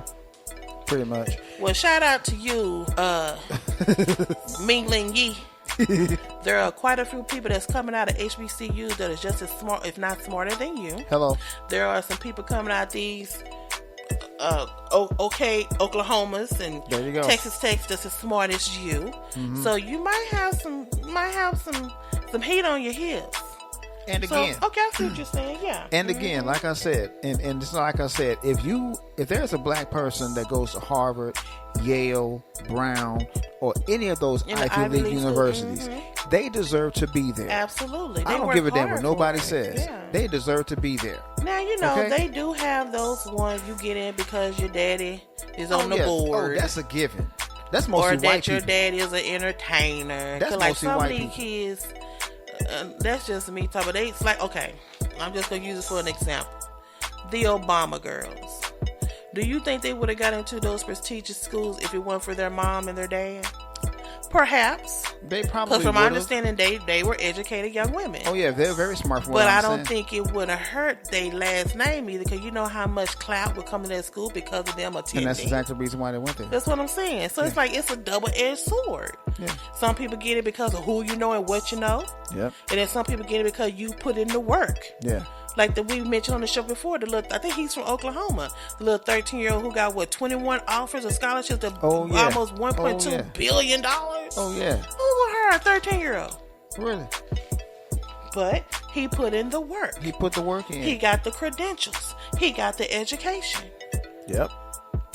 Okay, now I got a whole new light on this. So maybe you're right. Maybe it is a good thing. Yeah. I just hate that it had to come out through a lawsuit. All these years it's been in place. And again, and then they get in there and all of a sudden, boom, it's been annihilated. And again, like I said before, the biggest benefactors of affirmative action, like I said, were white women. Mm-hmm. What are they going to do now? Affirmative action is gone now.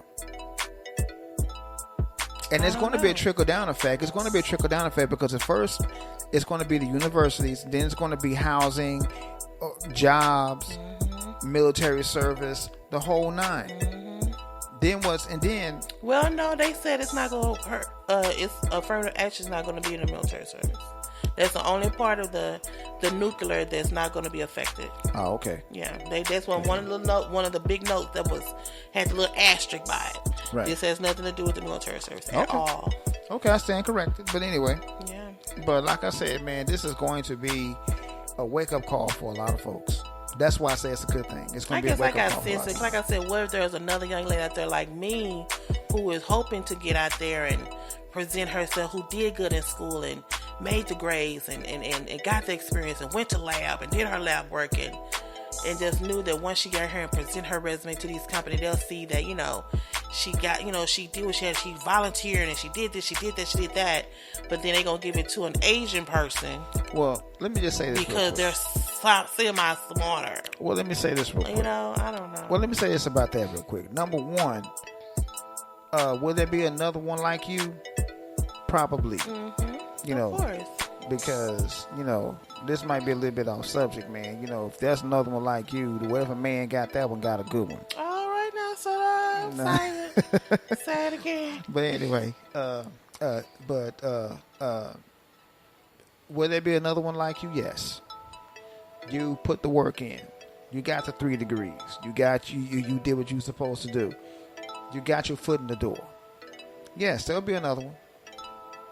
There will definitely be another one. But will she have that sensibility of not so much of easiness, but she'll have that comfortability and that capability in herself to know I did put in the work. In other words, I do have that, and I can walk in here with my head up high. If they give it to me, they give it to me. They don't. I'm gonna keep pushing. That's called having confidence. True. Okay. True. Now, that's something that. Let's just hope that she does. Whoever she is. I pray. Yeah. Whoever she is. Because even if you think about it now, a lot of these big corporations these days really still, they don't have too many up at the top. Of course they don't. Not too Of course many. they don't. Of course they don't. You know, they have some in the call centers. Might have a couple of, behind the desk. Right. Doing a little managerial, but up in the epsilon category, not too many. No, I agree. Not too many. I agree. And then even with that factor, like this idiot that's on the screen, how does he think he got where he was? He got there because of affirmative action. He said he admitted it. He admitted it. So why would you even co-sign on annihilating it now? Why would you vote that way? And then let me see, I found something he said when him and Ketanji was going back and forth. I'm like, why are they even going back and forth with each other? This is stupid. This is stupid. He pretty much was talking negative about her. But you pretty much was in the same way when you came into the Supreme Court, sir. Yep.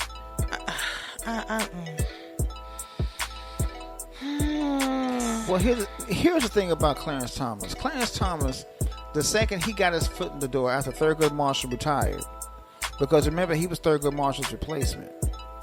And the second he got his foot in the door, he automatically started cooning. Automatically. Yeah, this is what he said. It kind of, After graduating from Yale, I met a black alumnus of the University of Michigan Law School who told me that he'd made a point of not mentioning his race on his application. I wish with all my heart that I've done the same. I learned the hard way that a law degree from Yale meant one thing for white graduates and another for blacks, no matter how much anyone denied it. As a symbol of my disillusionment, I peeled a 15-cent price sticker off of a package of cigars and stuck it on the frame of my law degree to remind myself of the mistake I made by going to Yale. And then, you're telling the story of how you felt and how you had to go in there and get it done. And then you come back and say, I believe blacks can achieve in every avenue of American life without the meddling of university administration. Is it really meddling? Or are they really trying to get good students in their school? Well, again, let's talk about... Just because you're having it fear because you went to Yale and wish you would have never said you're black. So I feel like when you say stuff, that means you're having a hard time getting where you want to go. And that's another thing. Let me segue for a minute. We need to start bringing... I'm sorry. The first thing I thought about when they said this, some of these names we giving our children, I think that's going to stop them from the gate. That's going to stop them. All these Alizés and Hennessy's and Sirs and Prince and King and Lord. Oh my God. Here, you know what? I'm glad you mentioned that. I have always said that these mothers out here, you want your child to have a unique name. I understand that part. Okay? But when you start Don Quavius and bullshit like that, that automatically puts a stigma on that child. And that's going to make it even worse for him to even try to get a job. Because unless they're entrepreneurs. Unless they're entrepreneurs start their own business with... even still, if you're trying to apply for a loan and your name will come across a loan, they be like, what this say? Don Quavius, yeah. Hopefully by the time they get to the position that they do need this, it'll be someone... Cause like I used to say that all the time. So like I said, I used to be a little judgmental about tattoos. Yeah. And I used to say, girl, tattoos gonna stop people from doing it. That's why when I got on my foot. Because how often do you look at people's feet? You don't. And then when I used to go on interviews and stuff, I used to wear covered shoes. I would never wear my feet out. Yeah. And then one time I went to... I went somewhere that was like high-end, like a lawyer office. I went to a lawyer's office. And that's the thing is when I had my car wreck. And I went to a lawyer's office. And the lawyer I talked to had tattoos all behind his neck, all behind his ear, had a sleeve. You know how they had what they call that sleeve? Yeah. And I was like, do I really want this man representing me? But I tell you, when I tell you he was the best lawyer I ever had. You know what he was doing though, didn't he? Yes, he did. Exactly. So I guess you can't judge a person by a tattoo anymore. You really can't. But back in the day, we did. I know I did anyway. Yeah, a lot of people did. So maybe when they get up there, and when they get time to look, maybe when nobody judge them by their name, I guess. We can only hope that. I mean, I don't have any problems with someone having a very unique name. I don't have an issue with that. I think at all. Because I wanted to read the definition of affirmative, because I know a lot of people kept saying, well, what does that even mean? What does affirmative action even mean? I was like, damn, we don't know the basic definition of affirmative action. But I don't know. Like I said, when I first heard about it, it saddened me. It just, I'm like, can we not have anything? Well, it's like we've been going along to get along with this process for 50 plus years. We got in there, did the job, did the work. When that Asian guy gave his little rhetoric of why they filed the lawsuit, I'm thinking, is he serious? Because he couldn't get into Yale because he knew he had better scores? That's crazy to me. That was kind of asinine to me. But I don't know. Well, it's like I said, it's one of those situations to where you really, my mic stand's missing. Okay, now I got it. Okay. It's, again, like I said, this is a good thing, and the reason why I say it's a good thing is because they're going to get that serious wake up call once they figure out, hey, it wasn't about your grades, okay? Because again, like I said, if a black person goes to Yale or Harvard or any Ivy League school or whatever school they go to, they deserve to be there. Yeah. Because they put the work in for it. Mm-hmm. So, when I hear people say that, and again, like I said, and I keep on saying this, I'm going to keep on beating this drum. The biggest benefactors of affirmative action were white women. They benefited from affirmative action more than any other group. Let me read the definition that I found. Go ahead.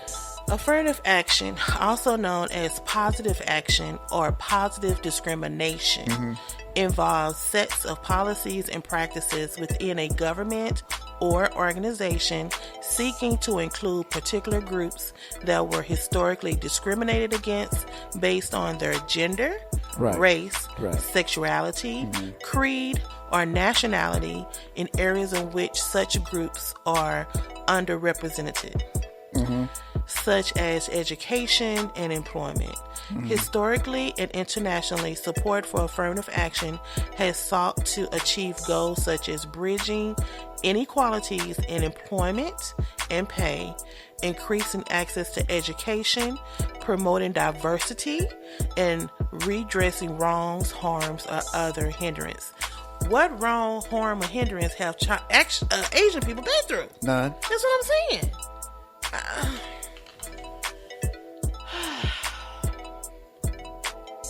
They get the same rights and privileges as white people.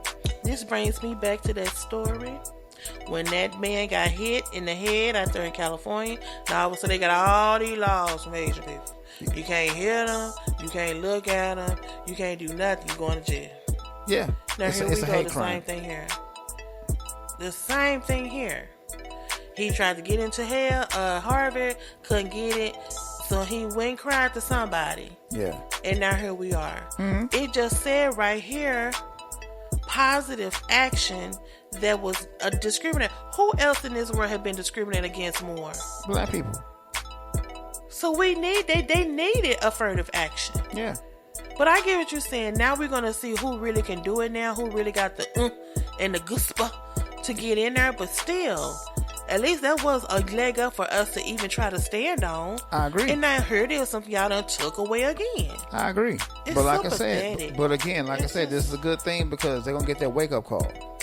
It's already starting. It's already starting. Like I said previously on the show, man, they trying to take us back to Jim Crow, and I don't think I'm going to make it. I ain't going to make it. I don't think I'm going to make it. I know I'm not going to make it, I man. done been through too much, heard too much, seen too much. Unless they going to go in here and reprogram my brain, I don't think I can. I know I ain't going to make it. I already know it. I ain't going to make it. I am not going to make it.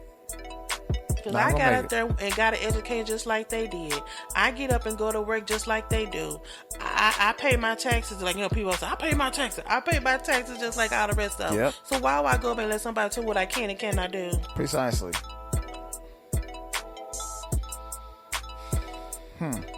It's a conundrum, babe. I mean, really, it makes you think. It makes you think. And like I said, this is a good thing. This is a good thing. I want to look at it like that, but I feel like, for lack of better words, if DeSantis become president, oh my God, we gone. I already know. We are going on the first thing smoking. Man, and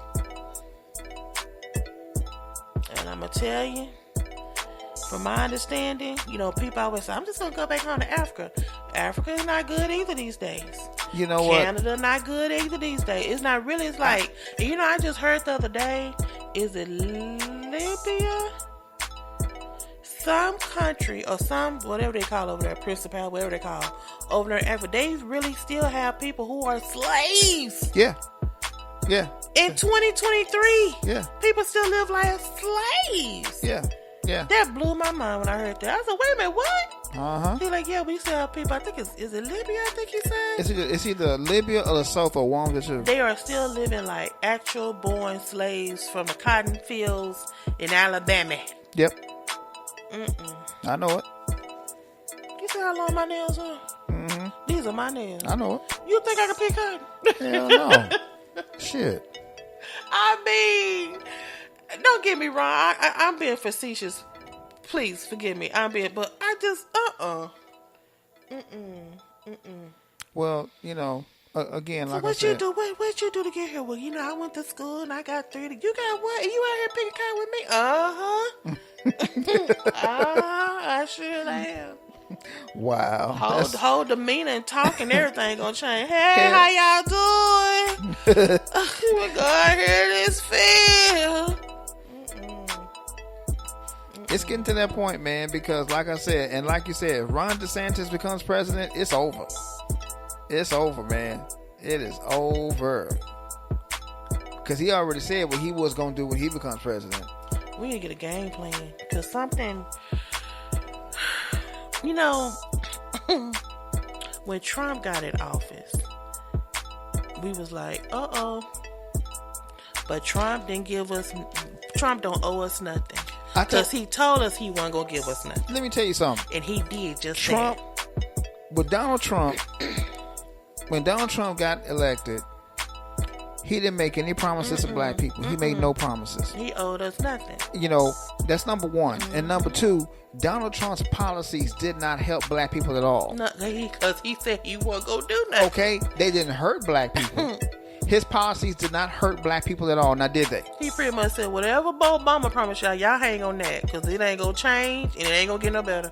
Exactly. That's my whole point. Ain't going to hang on that. Exactly. That's what I'm getting at right there. Whatever policies he had, whatever policies he put out there, they didn't help black people, but they didn't hurt black people either. So, I can't say that for Joe Biden. But anyway, because all of Joe Biden's policies, they have never helped black people, and they are hurting black people because every time he puts out a policy, it's for somebody else other than black people. Yeah. Okay, so I brought that up to say that. So, of course, if you haven't heard, Trump is running again. Of course, and he's gonna win it. That's what I'm saying. You think he gonna win over DeSantis? No doubt. So maybe we'll get a reprieve, or with a reprieve, and we won't go back to the field. Hopefully. Because even though Trump is a racist bastard, he's not blatantly racist like DeSantis is. And I remember somebody at a town hall, they was talking to this, the guy that was talking to him was a black dude, and he said, well, here's the thing about it, Mr. DeSantis. You went to a known white supremacist rally. You took money from known white supremacist groups. So, I'm not saying you're a racist. The racists are saying that you're a racist. Because you damn sure didn't get that campaign money back, now did he? Be like, if you're not racist, Archie Bunker and George Jefferson was best of friends. For sure. Come on now. Man, come on. Archie Bunker was everybody's favorite racist. That's what I'm saying. So if you're not racist, Archie Bunker was like... Archie Bunker and George Jefferson was like Koshif and what's the name on Cooley High. The best of buddies. Yeah, for real. Fred rerun and Roger on What's Happening. For sure, man. That was homies. No. Oh my no. God. Man, No. Come on. We know you're a racist, DeSantis. Just go ahead and put them and pull your hood out of your briefcase. We know you're And that's racist. what I was saying. If that's how you truly feel, but you want to run for these political office, put that in your rhetoric. Put that on your little, whatever that thing they call, they got to read, so what they running for, put it on there. And let me judge if I want to know, or if I want to vote for someone who is pretty much telling me he ain't going to give me nothing, he not going to look out for me, it's all about his, and his. Right.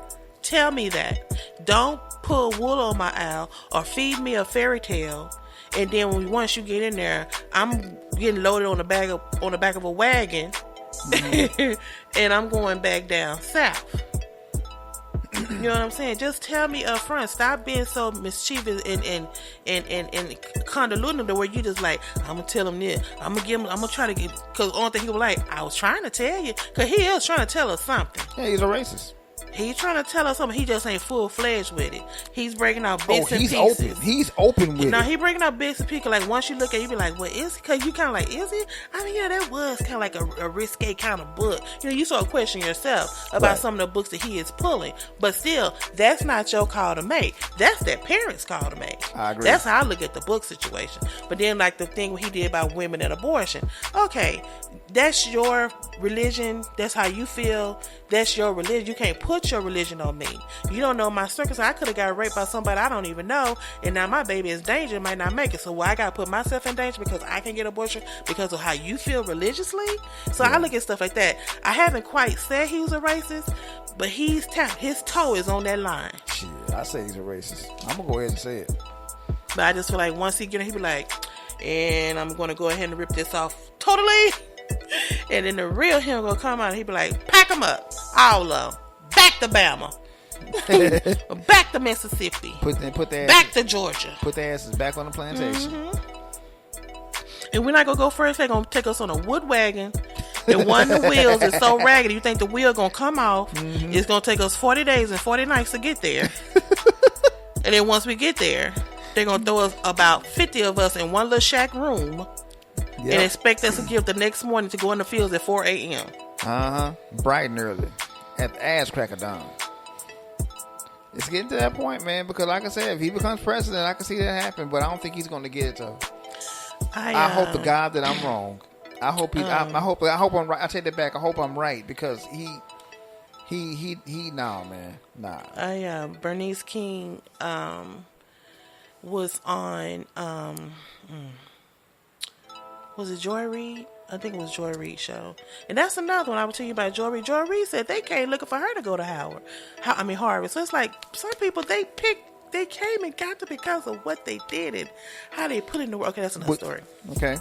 They asked her, would her father be satisfied with how the way the world is going now, as far as like with the critical race theories and the way DeSantis taking away everything, taking away books, and now they're trying to Mississippi is trying to go back into Jim Crow law status and stuff like that. And then here come Texas with old Ironside. He's thinking about doing the same thing. Yeah. As much as they fought, as much as they walked, as much as they had dogs put on them and water hoses sprayed on them, would he be satisfied? Answer is and no. that woman said, no, ma'am, he would not. No. So how can we even ascertain the thought that as much as they did for us to get us, we're not even at the plateau now. Now some people are up there. You have those ones who done reached the plateau. I guess what you can say, they done made it. But some of us who still scrapping trying to get out the bucket. But we have somebody on our back that's steady pulling us down. But we still trying to get out the bucket. What about us? We're trying to do the right thing, the way you wrote these laws for us to do it. But then again, because you don't like maybe the melanin in my skin or the way I talk or the way I live, whatever, you're going to take me backwards? I thought this was progressive country. Don't progressive mean move forward? Yeah, if you're white. So why are we moving back because of the melanin in my skin? You just answered your own question. Why? You can tell me, you're trying to tell me that you don't want me to succeed or be halfway successful, because I probably, your eyes, I can never be as successful as you. But at least get, trying to pull myself up by my bootstraps and do what you told us to do. And like I said, told us to do. Trying to get everything done expeditiously. And because you have a problem with that, you go sign up, well, ain't nothing I can do. And go let it just happen? Yep.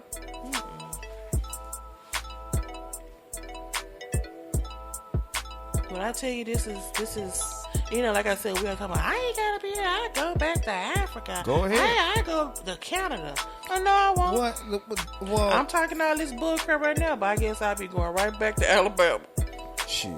Because I don't want to go to Africa, and I don't want to go to Canada. Let me say this real quick. I'm a foundational Black American. This is home to me. Okay? Black people have been here for 57,000 years. So, that's a known fact. Okay? We're from here. I'm not going anywhere. I'll stay here and piss white folks off. I don't give a damn. But that's just me. So if they try to send you back, you gonna stay where? Send me back where? Alabama. I just go to Alabama and make the best of it. I'll be just like Kunta Kinte, plotting my escape. I'll be just like Chicken George. I'll be plotting and telling and everything. Well, I thought you said, well, that's what I heard. And I'll be talking about, well, here's a map. I'll be telling people what y'all doing and then selling y'all the map at the same time. That's messed up. As many of us as it is, you mean tell me we can't come together before they send us back? We can't come together and start our own? Here's the thing about that. Let me answer that question. It's not that we can't. Okay? That's why I keep telling people to read that book by Neely Fuller, The Compensatory Counter-Racist Code. That's how white people get over on us. They keep us divided. Alright? Now, the reason why they keep us divided is because they know good and well that the second that we start coming together as a people, we can shake the world up. Exactly. Okay? And J. Edgar Hoover said that too. He said the biggest threat to national security is black unity. So that's why they keep us separated. I mean, you can go to New York right now, you can see two people right now debating about which religion is a black man's true religion. And they would never ever come together on one accord because one's a Muslim and one is a Hebrew Israelite. And they both have the same ideology. This is the black man's true religion. Just take religion out. Why can't we just come together as a color? I'm just using that as an example. That's what I'm saying. But why can't we just don't even bring religion? Why can't we come together for the color of our skin? They don't care what your religion. They looking at you because, like I said, all these people I used to go to school with a bunch of Jamaicans. Yeah. And they used to call us, y'all just lazy. You just do this, you do this, you do this, you do this. And I used to tell them all the time, keep your mouth closed. Mm-hmm. And when the police come up here, they not going to look at you no different than they look at me. Hello. But until you open your mouth, they'll be like, where you from, boy? You got that little accent. That's the first thing. But if they walk up on here and we just standing here, they going to think we all the same. Yep. So why can't we come together just the color of our skin and do something? Yeah, we say fight. They told us to fight the right way. Some say fight the right way, some say fight the other way. But we fighting the right way. There's no way that we can't help one another. Again, aren't we tired of fighting against each other? Again, that's the whole thing about the separation. That's the whole thing about the separation. They keep us separated because if we ever came together, it'd be on the cracking. And they know that. That's why they gotta keep us separated. See, the best way, it's like this here. If you have an army that's strong as hell, the best way to get that army to become weak is to what? Separate that army. But who's separating us? The powers that be. Why? Because we're too powerful if we ever unite. So you mean tell me you'd rather listen to someone who's never stood in the shadows of what your ancestors have been through and make that your conversation piece? No. Make that your way of thinking? No. And you've heard, you probably haven't heard all of it. Someone in your family have told you what your bloodline have been through to get to where you are. Just you by yourself. Right. So why would you listen to another man, culture, whatever, and decide your future on that? Personally, I wouldn't, but that's just me. But I'm just one person. The individual is somebody completely different. Don't get me wrong, but we spoke about this the last podcast. We have some of our own. Yeah. Candace. Oh, shit. Uncle Ruckus on the today's topic. Herschel. Jesse Lee. It's a bunch There's a bunch of Tim Scott. Who I'm feeling like they should be for us, but they're not. Tim Scott, Alan West, they are and the not. list goes on. And you know, they have their own way of thinking. They have whatever they want to do and however they want to live their life, they can. Yeah. But in the interim, if we have a race ride right now, they're gonna be pushing you in your back. Get back over there with your kind. Get back over there with your kind. They ain't gonna let you over there. They're not gonna let you cross that line. They're too stupid to know that. No, they think they are. They think they'll be able to go over there. They're under the illusion of inclusion. I know it. That's exactly the problem. They're on the illusion of inclusion, but that's a whole other subject, though. Who you love is who you love. I'm not trying to tell nobody who to love, who to date, who to be friends with, whatever. But when you gotta look at it, when the way this world is shaping up now, you gotta start thinking about it. I agree. You got to start thinking about it. I agree. I mean, again, I'm like you. I don't care who you with. That's your business. That's between you and whoever the hell it is you with. I ain't got no problems with that. So just think about it. If this man family hardcore in the civil rights movement, right? Trumping, marching, yes, rights for black people. Get out and vote. Put this man in office. He gonna do great things for us. And then you go away, army, college, up to the local store, and meet Becky. And you and Becky fall in love. You and Becky get married. Mm-hmm. You and Becky have children. Mm-hmm.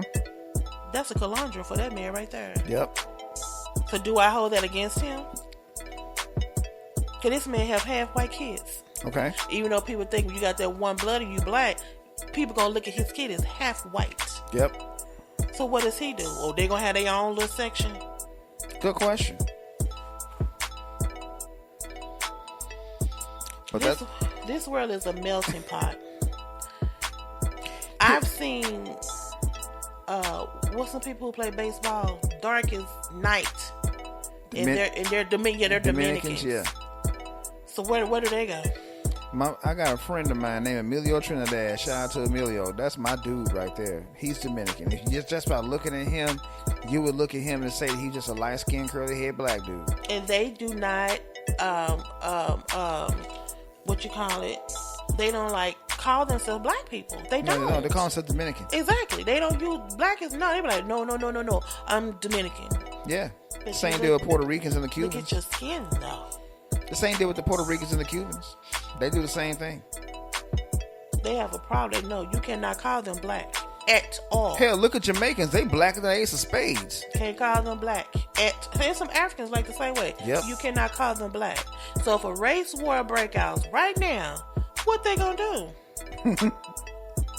They be trying to side with us. Brother, we are in this together. No. Go on over there. You just said you're not black, Go on over there. Last week, me and you was in the break room, and you pretty much told me you are not black. Exactly. Yeah, go on over there, bro. But that's how they go. That's how they do. Well, again, my thoughts, like I said, my thoughts on affirmative action has always been a peaceful thought. Mm-hmm. I think I've seen it and heard that it has helped a lot of people. I can say in my own little way, it helped me get started on my career. Right. I know it helped me. But when I heard it, I'm like, damn, what else they gonna take away? But then I guess the way I was looking at it, you've given me a different way of looking at it, because maybe this would now put us all on the same playing field. Mm-hmm. And to see, we can't use Affirmative anymore. So if I got the job, that means I really qualified for the job. Exactly. It wasn't because of my skin color or what I have, and it was because I had the credentials. Exactly. I can see that factor now. But then I know they kept saying about the school, like, are they going to have enough good students to come to school? Because a lot of kids did go on affirmative action. Yeah. To these predominantly PWIs. Yeah, predominantly white institutions. Yeah. But is that going to be a factor in administration, though? Good question. I mean, I just feel like before they handed down this breakage, cause I feel like it's a breakup, did they really look at the factors across the board? No, they didn't. And now they already trying to Because it's going to trickle down. It's going to trickle down. Who was it? Is it DeSantis? Another, well, I know Ironside trying to do it now for Texas. Texas schools are not going to get any more government funding. Colleges, no government funding. I know it. Like a lot of us went to school on government funding. Right. So now you're trying to take us getting a college education away? Because that's how a lot of us went to school. Yep. It's like it's a trickle down stuff effect. That they don't need, the stuff they need to be worrying about and trying to fix, they don't. I'm telling you, I said, it's crazy. Like I said, 1 minute is one thing, it's going to trickle down to something else. Like I said, it's a domino effect. In other words, not trickle down, but the domino effect. Yeah, I need to be trying to fix these laws as to we might, like I said a couple of weeks ago, we might have a president sitting up in Sing Sing running the country. Mm-hmm. Because y'all haven't changed these laws in over umpteen years. Because with the way things are structured right now, if he was to go to jail, he could still be president. In jail. Running with the country. Orange suit on. Running the country from San Quentin. Think about it. Who would have thought? But y'all trying to take government funding out of schools. Why? What? Trying to make me go to jail if I call somebody a he, but he carries his life as a I want she. to talk about that. I'm glad you brought that up. You gonna take me to jail because he looks like a boy. I am glad you brought that up. I am glad you brought that up because I want to talk about that. If for those of you who don't know, there's a law that's about to be passed. If you call somebody the wrong pronoun, you will go to prison. You hear that? Not jail. Prison. You will go to prison. Because this person sit over here with an Adam's apple big as a pear tree. And they look like a boy. Looking like a halfback in a mini skirt and high heels. I feel like a girl. And he called me a boy. Girl. Shit. Well, you got a 5 o'clock shadow and you got an Adam's apple. Your voice is deeper than mine. Exactly. So, come on, man. Adam's apple sticking out your neck like a mango. Come on. You know. And you getting mad at me? Yeah, I'm glad you brought that up. So it's going to be a federal law, not a local law, not a state law, a federal law that if you call someone by the wrong pronoun, you go to jail. But you're not worried about the president sitting in jail trying to decide if he want to push the button on Rush. Okay. You know what? Yeah, go ahead. Let's go on back to Alabama. Let's go because this world is going nuts. It's not even thinking long term. It just think like right now. Right. And y'all messing with laws don't need to be messed with, wrote up, passed, anything. So if I call that man a boy, all I can do is say, oh, I'm sorry. That law right there is, I've always said this, man, the Alphabet Brigade, they are just nothing but a bunch of bullies. They are forcing people to accept this lifestyle. And I've always said, and I continue to beat this drum, and I might get flagged for it, I really don't give a good goddamn. But let me just say this real quick. A person's sexual preference, that's a private thing. I don't need to know what you do behind closed doors. That's not my business. Only person I'm sleeping with is that woman that I'm looking at right now. That's it. That's my thing. So if me and you start talking about what we doing, how we get down, what? Exactly. That's my whole point. How can they do it and don't have nothing in ramification? And people like, oh my God, you ain't got something. They get offended. Yeah. And they get a whole law wrote about it. I can get a ticket or go to jail. But I'm just simply tell you how me and my husband get down there. And it'll be like, oh my God, that's just too much. That's just nasty. Exactly. Keep that to yourself. And that's where I feel about someone's sexual preference. Keep it to yourself. I don't need to know that. I don't even care. I really don't. Remember I had this friend who always say, God made Adam and Eve, not Adam and Steve. Okay. Not Adam and Steve. We don't need to see all that. True. I mean, if you want to think about it, me and our sexuality is more what the guidelines of the world should be. Yeah. But we're not going around tell y'all what we do every day. No. But they do. They tell you in the minute. Well, you know I'm gay. I don't need to know if you're gay or not. I don't care. I don't care. Sometimes you can kind of tell by some people mannerisms. Yeah, exactly. I mean, you can tell. But I don't care. You do not have to pronounce it to me at all. I don't care. Right. That's my whole point. I don't care. I could care less about what you sleep with. That's not my business. So you a dude that like suck dude's dick. That's your business. I don't care. You know I'm Aquarius, right? I'm an Aquarius. I am an Aquarius. Yeah. Who cares? Don't nobody care. Okay. That's just like me going around telling people I got curly hair. So, I see it. So? I see it on your head. And? And okay. Oh, I got one for you, babe. That's just like me going around telling people I like to eat fried chicken. That's a given. Everybody think black people eat fried chicken and watermelon. Exactly. You know, I mean, my point is nobody cares. Nobody cares. I don't give a damn if you are a homosexual or whatever you want to call yourself. On that same token, they got a new sexual orientation now, babe. Have you heard about this? A new what? A new sexual orientation. What do you mean? It's called gynosexual. You know what that means? Oh my God. You know what that means? No. A person that likes women. That's a male. Yeah, it's strictly at males. It's at males that like women. You know what got me the other day? Okay, now you brought that up. Transgender are trying to equate themselves as women. So instead of calling themselves women or calling us women, they calling us cis women. What the hell does that mean? I heard that one, and I also I'm a woman. Ain't no cis nothing. Exactly. No, it's not a bad thing. Don't say it then. All right then. So why you just can't call a guy whatever you just said? Why he just can't be a male? I'm just a guy, a heterosexual male. That's what I am. Why all these formalities? What's this come? What is this for? Why are we trying to change the narrative? Exactly. Why? To do what? They've been trying to do that. To make you feel better. You know your shit is wrong. Let's keep it real. Yeah, you said it, not me. But anyway, and I back you 100%. And another name that they have for biological women, they call them birthing people. Yeah, I saw that too. Oh, you saw that shit? So that's all I am, is a birthing canal. Yeah, I'm not a woman who has a brain, process. You're not who hurts, who bleeds, who feels, who loves. I just here to birth babies. Wow. But check this out. Those same people are trying to get Aretha Franklin's song Natural Woman Band. Remember that? I know, right? And that's... I don't see the negative of that song. You make me feel like a natural woman. Well, you know, she's talking about how her man makes her feel. Exactly. Those are her feelings about her dude. For real. So what's so negative about that song?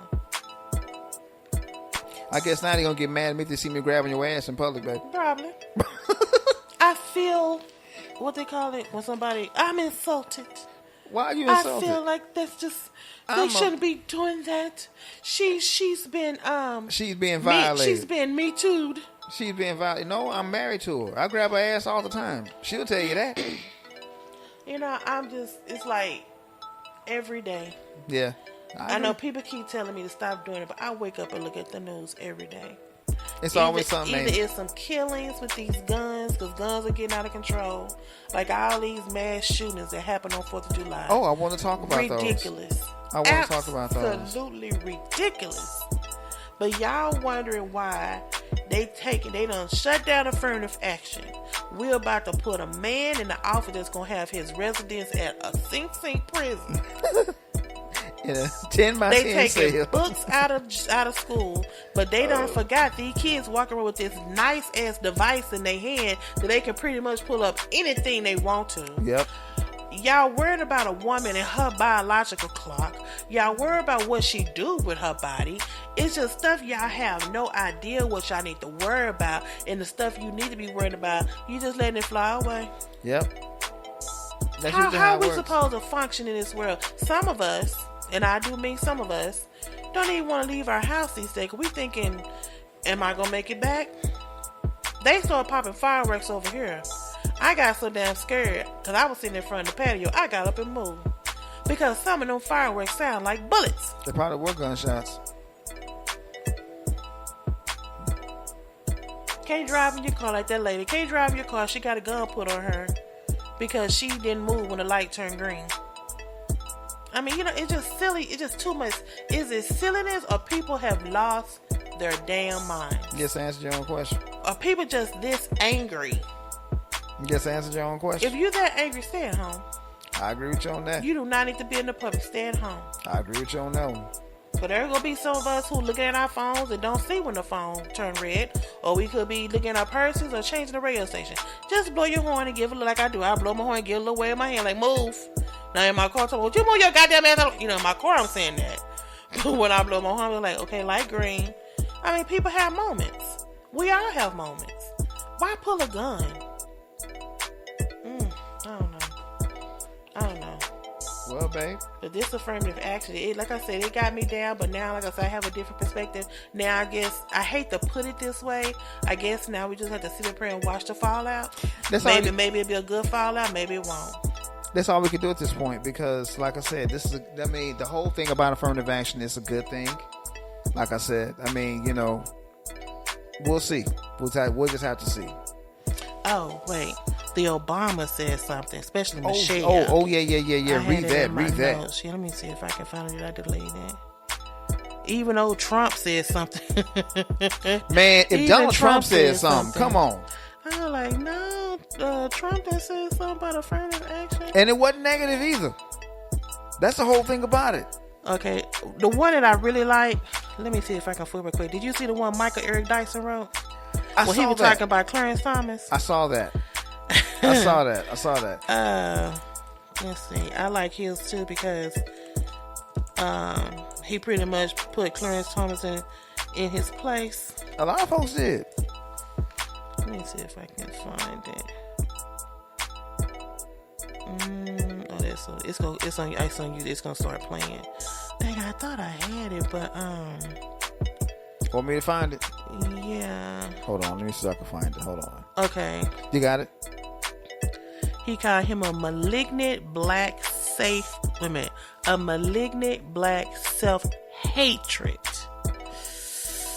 Yay. Where's the lie? Where's the lie? Yay. And we're talking about how he was one of the ones who benefit from affirmative action. Yeah. He cannot believe that he voted for he just, I love the, I didn't read all of what his tweet, but Paraphrase it was just paraphrase it. Let me see if I can. I'm gonna try to find the whole thing. Was it on Twitter? Yeah. Hold on, let me see if I can find it. Yeah. Cause I was like, ooh, is it Dyson? I was like, well, where is the lie? Where is the lie? While you look at, I'm gonna read the one that let's see. I think I found it. I thought I had took a snippet of it. Okay, this is what Michael Eric Dyson said. He put a picture of Clarence Thomas, kind of like the one you have up on the screen. Yeah. Excuse me, the one you had up on the screen. It says, "This is the face of a man who climbed the ladder of affirmative action to his present perch of power, only to help destroy the very ladder on which he ascended. This is not only the mark of deep ingratitude and disavowalment of history, but a withering betrayal of justice and democracy." Where is the lie? Where is the lie? In other words, he's calling you a sellout. Yeah. He calling you a sellout, bruh. And I don't see the lie at all. Okay, well, this is what Michelle Obama said. She said, okay, so often we just accept just found it. Yeah, that money, power, and privilege are perfectly justifiable forms of affirmative action. Okay. While kids growing up like I did are expected to compete when the ground is anything but level. Yeah. So today, my heart breaks for any young person out there who's wondering what their future holds and what kinds of chances will be open to them. That, because this is where remember I kept saying, what if there's another me out there coming up now? Will she have that same within herself that I did? After I read Michelle, I'm thinking, damn, that's the same way I'm feeling too. Michelle's like, yeah, the playing field wasn't level for us. No. But at least we had those ancestors who instilled in us, go get it. I'm behind you 100%. Go get it. I want you to be better than me. Achieve it. Keep trying. That's what was in my head. My parents taught that to me and my sister and brother. Me too. So that's what pushed me to keep going and keep further, get a little bit more than what they had. So obviously Michelle's family did the same thing. But just like she said, I'm wondering about the ones after me. Right. Like my nieces. Right. Will they have more than me? Have more than their parents? And will it be a hard hill for them to climb? Right. or to get up to, get over, however you want to look at it. That's why I was saying that by myself. Like, I wonder. That's why I said I don't know if they should have took it away like that. I don't know. I'm like, but then like I said, I like the way you explained it, and so now I'm like, I'm really torn now. I don't know. Is it a good thing or not? Well, again, like I said, I don't like the fact that they took it. Mm-hmm. I'm not saying that at all. I would never say that. Yeah, of course, yeah. But I think it's a good thing. But like I said, I understand what you're saying. Now we can see who really on the playing field. Precisely. Yeah. Precisely. Well, like if you have that little timid girl who don't think she can, what does she do?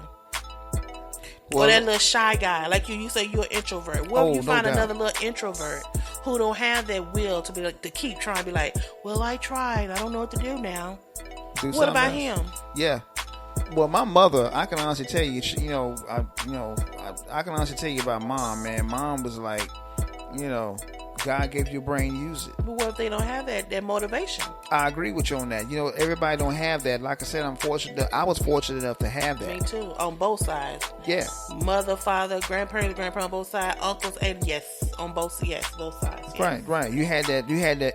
Friends, parents, yes. Oh yeah, I had that myself. I had, my mother, my stepdad, and like I said, even though my stepdad has those shortcomings, he pushed me to do great things. He knew what knew what was forthcoming. Exactly. He knew he knew what I was capable of doing before I knew it. Absolutely.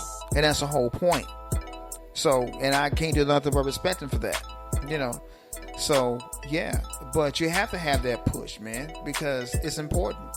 But again, like you said, everybody don't have that push. That's why you got so many people right now that are very intelligent that aren't doing anything with their lives.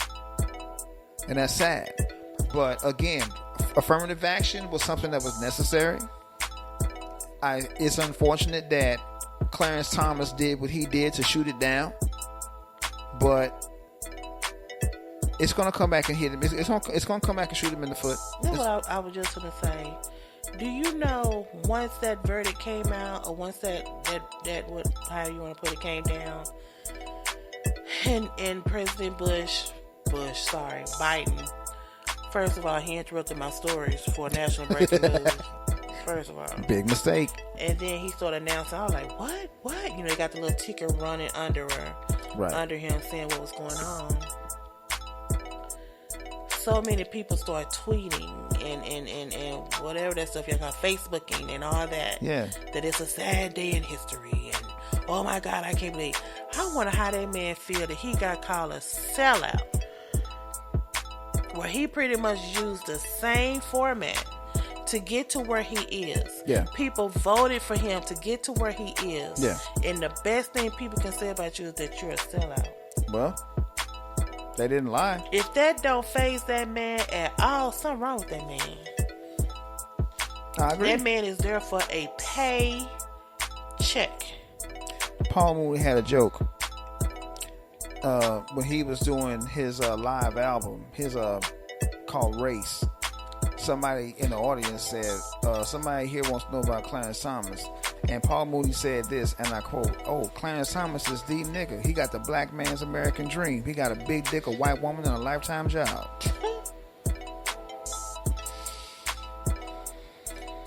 So, Clarence Thomas is doing what his white paymasters are telling him to do. Because ever since Clarence Thomas was in office, everything that black people wanted to do, he shot the shit down without question. Because Dr. Claude Anderson, shout out to Dr. Claude Anderson. I have all 5 of his books. Dr. Claude Anderson was one of the first people to come up with a plan for reparations for black people. I mean, an actual plan. Even though Frederick Douglass suggested it, and they shot that down immediately. But Dr. Claude Anderson actually had a plan. Said, this is what you need to do. Give them XYZ amount of money. And Clarence Thomas shot it down just like that. Well, if that billionaire that's down here in Texas have to go to court and explain where all his little gifts that he was giving to Clarence Thomas might be unasked in that seat real soon. Hey, it is then what it what is. that big white woman gonna do? She gonna leave his ass. Hell yeah, she gonna leave his ass.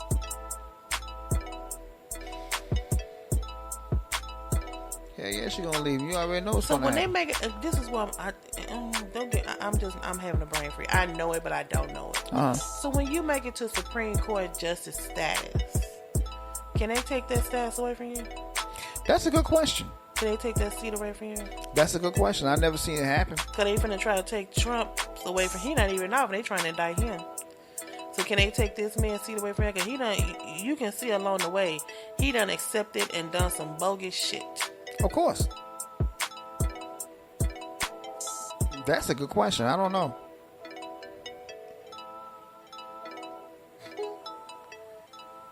Well, that was today's show, Affirmative Action. And it was one hell of a show, man. I'm telling you. Like It's I one of said, my I hope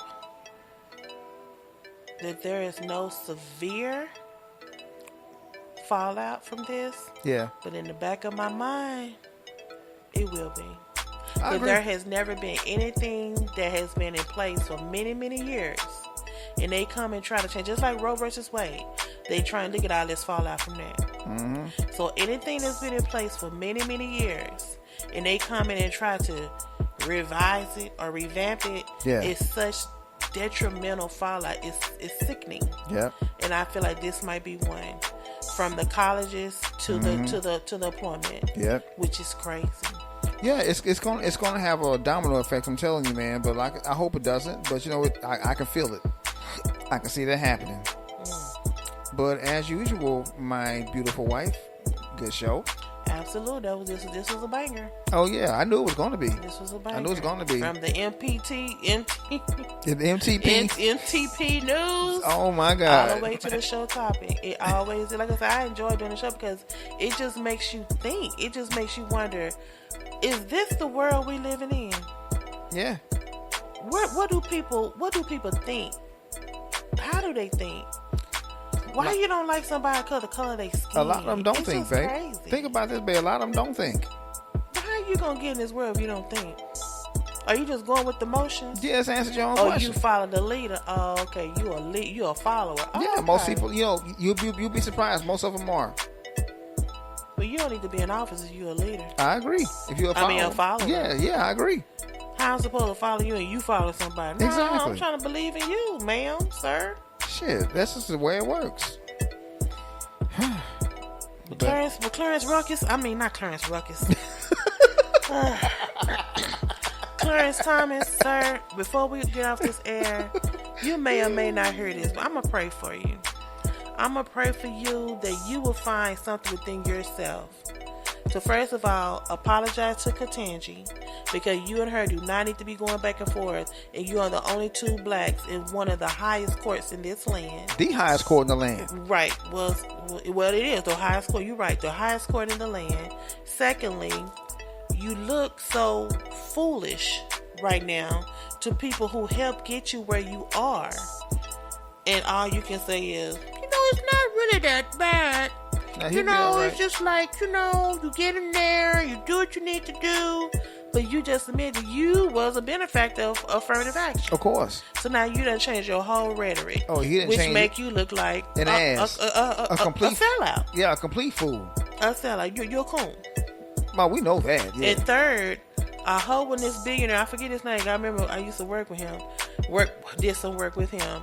I forgot. Oh God, it's on the tip of my time. Remember, but the big guy down here in Texas, who they trying to take to court, trying to figure out how he did and how he got affiliated with some stuff with government agency, and he brought up your name. I hope you don't lose your job, sir, and I hope your wife stay with you, sir, and I hope somewhere along the line that you will come within yourself to realize I should have been saying something all along. Mm-hmm. And not just sitting there with your little robe on, with your little glasses on, looking like a buffoon. Yeah, come on now. Say it again. We help you get in office. Hell, Sonia Sotomayor was like, she don't even understand how you got the position.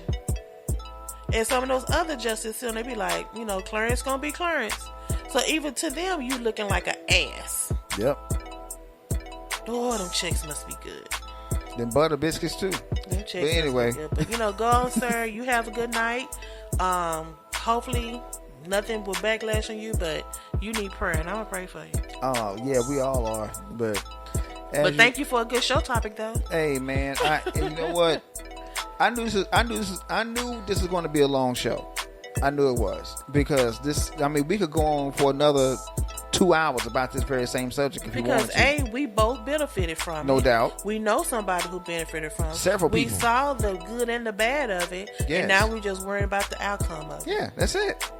That's it. So, anyway, good show, baby. Tell a friend. Tell a friend. Subscribe. You gotta, subscribe to the get channel. The notification button when we're on No live. doubt. Yeah, do all that stuff. All the information on the screen, please utilize it at your convenience. Yeah, melanated@yahoo.com. Give us a subject, man. If we can't come up with anything, because we always come up with something. Hell yeah. So, there's always something to talk about. So, anyway, I'm Reggio. And I am Mimi the Lady. We out. Bye.